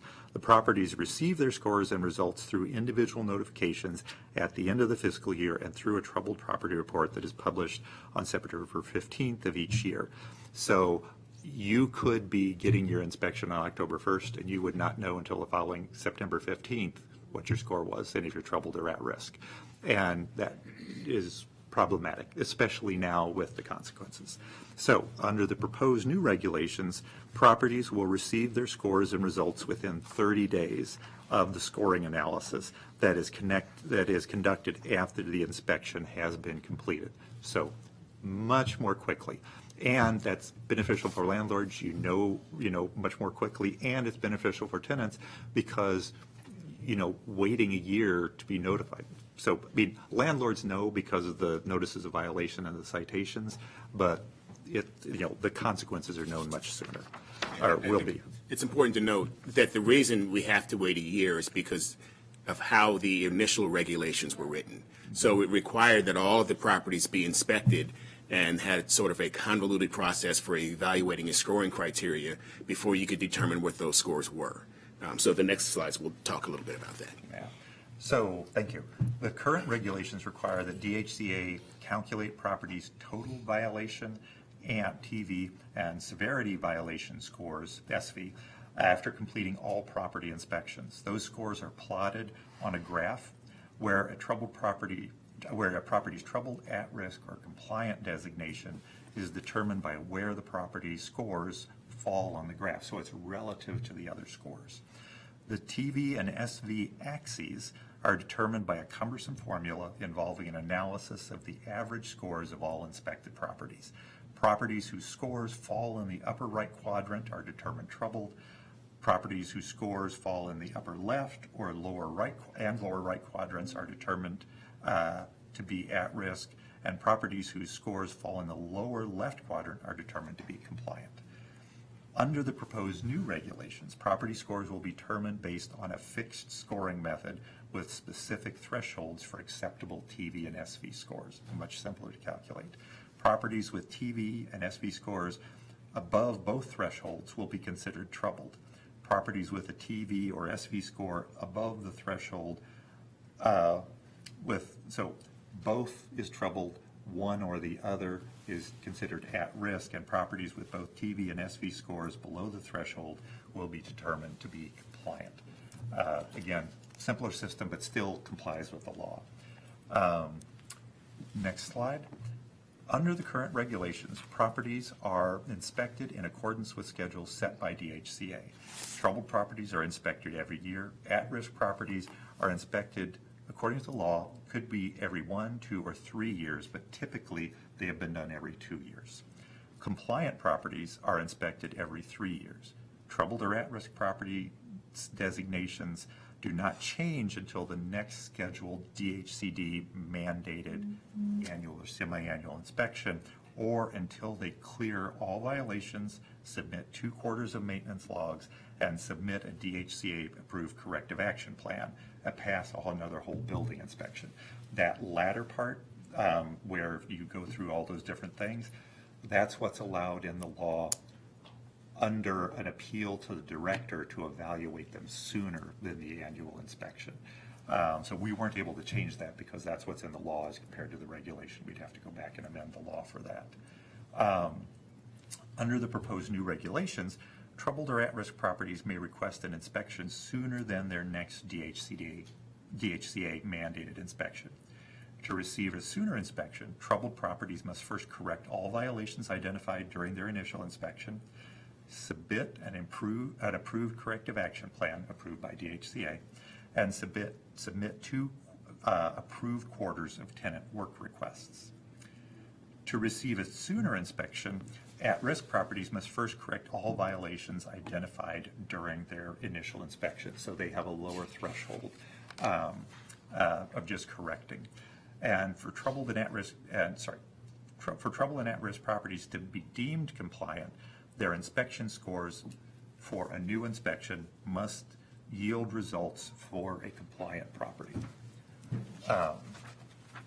Because you wouldn't want to inspect, find out they corrected all the violations, and they have a whole bunch of new violations that would make them troubled or at risk. So it's all about having that consequence lifted is about truly becoming compliant in status. Next slide. Under the proposed regulations, fees for requested inspections will mirror the existing fee schedule in which fees are not assessed unless inspections are required after the second reinspection. The initial and second inspections are free. Any subsequent inspection fees are assessed according to the following schedule in accordance with the regulation 2920-0303. I won't go ahead and read through all that, but it's there for your reference as to how we do the charges for those. And they're set up in a way that if a landlord complies quickly, then there's no extra charges. But if we have to go back over and over and over again, then that's additional burden on us, and so we are able to get fees for doing that. We, as I said, published the draft regulations in the February 1st Register. We had only a couple of stakeholders have called to request to have a conversation, and we had teams meeting to answer their questions and to hear some of their suggestions for improvement, and very productive. They generally liked what we had, but suggested other things could be added. And we asked them, because we have to do this, we asked them to submit those in writing. So hopefully those will be coming to us in writing sometime today. As I already mentioned about the deadlines, so after the deadline is closed, starting tomorrow, we will work expeditiously to evaluate any received comments and work with the Office of the County Attorney to determine which to incorporate, because they are the ultimate check on the regulation can't go beyond what the law does. And so they're the ones who always kind of check and make sure what we're proposing for the regulation fits. And also, anytime we get recommendations, they help us evaluate, does this recommendation fit within the bounds of the law?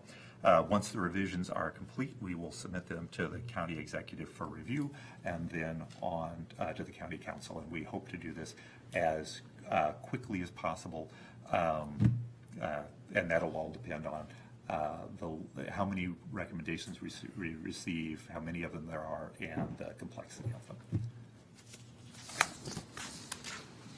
Okay. Open up to any questions any colleagues have.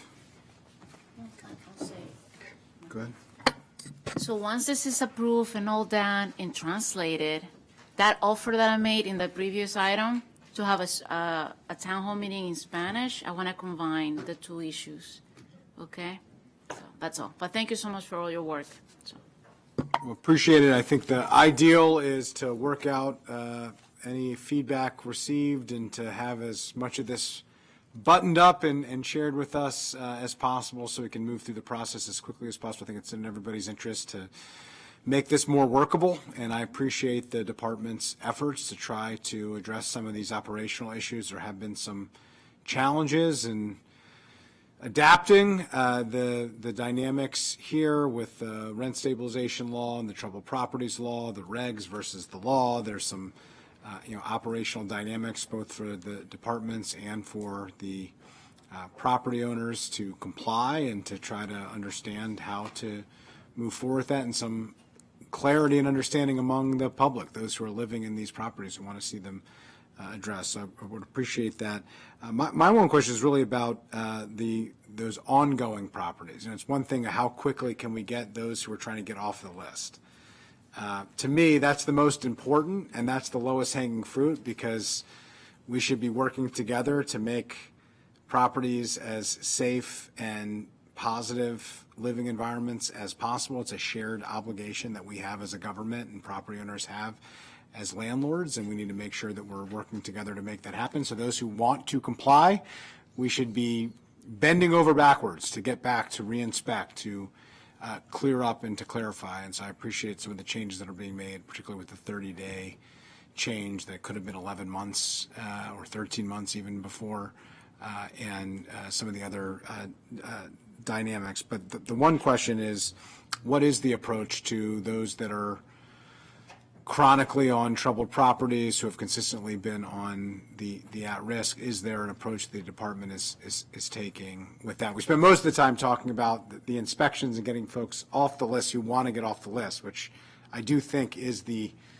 top priority. I want to be very clear about that. I want you to spend, the primary energy on that, because, that is the immediately fixable problem to help people right now.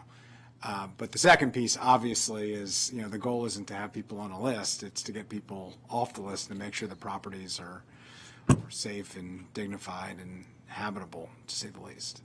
So I would say that we have been working for a year and a half on what we can do under existing law and regulation, or what we could try to propose that would give more teeth. And I will say this provision in the rent stabilization law does go a long way to giving more teeth, because if you remain troubled or at risk, it used to be, as Mr. Well and Ms. Robinson indicated, just kind of a cost of doing business. If you, get these fines and have to go to court, it's, something's, survivable.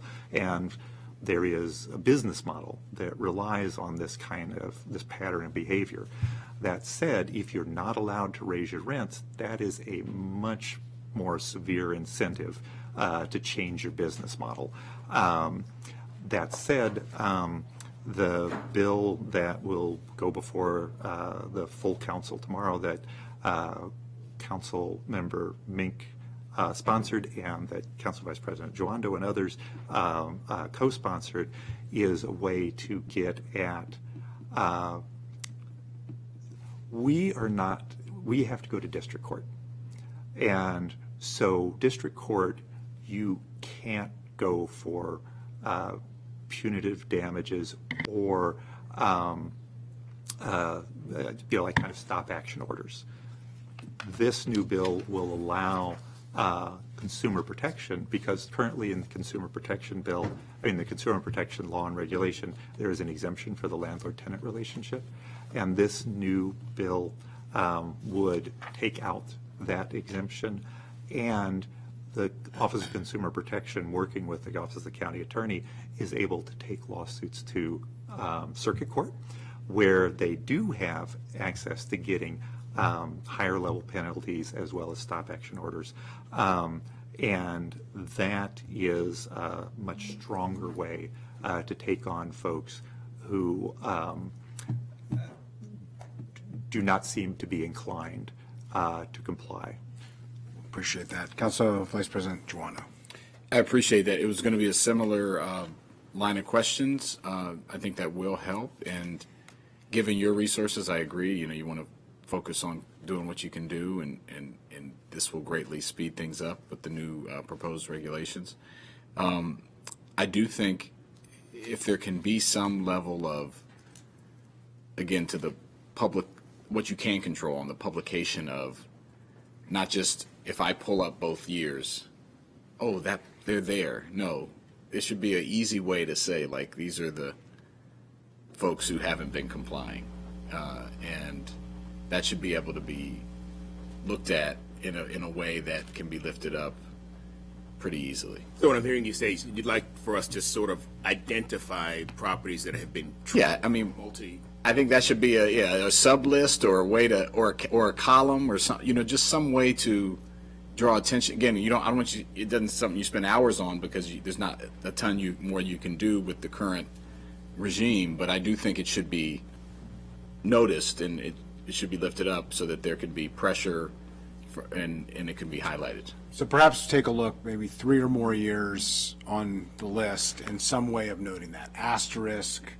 some additional supplemental list, something else. I think that's the request, at least giving that some thought and coming back to us of what you're thinking. I would suggest not just doing something, but perhaps coming up with your thought of what you might do, and then come back to the committee for our feedback, and then we can assess that and decide whether or not that would work. I will say, I think, in order for this to not feel like a gotcha dynamic where you're going after the bad actors, I do think the speed of the re-inspections, helping people get off the list, that is so important because demonstrating that the department's goal is not to shame people who are on the list. The goal is to get people off the list. That really needs to be the primary objective, but to the point where those who are not interested in getting off the list, we should help those who want to get off the list get off the list. But note the fact that there are those who perhaps don't want to get off the list, who are not making reasonable attempts to get off the list, and noting that it seems fair too. I think that's a very important point that you made, because the original list was, the only motivation was shame, and we as the county did not do a good job of making it accessible so people could find it. As Mr. Bovell noted earlier about difficult finding it on SSTAT.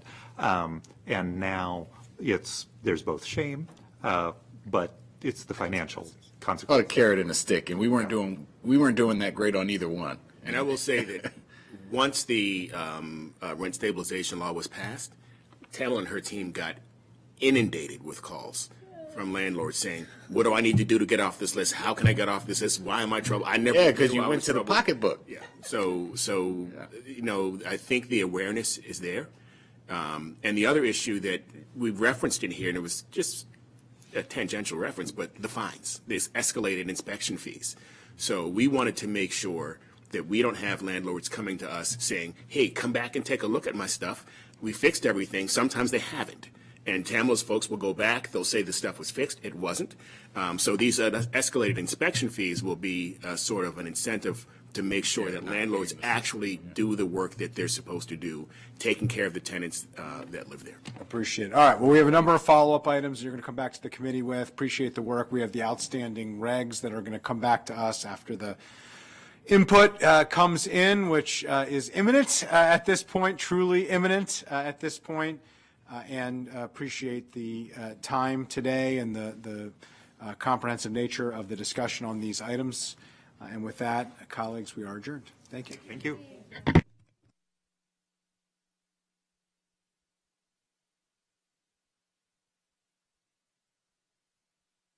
Accidents or delays on the major roadways in Montgomery County at this time. We will continue to monitor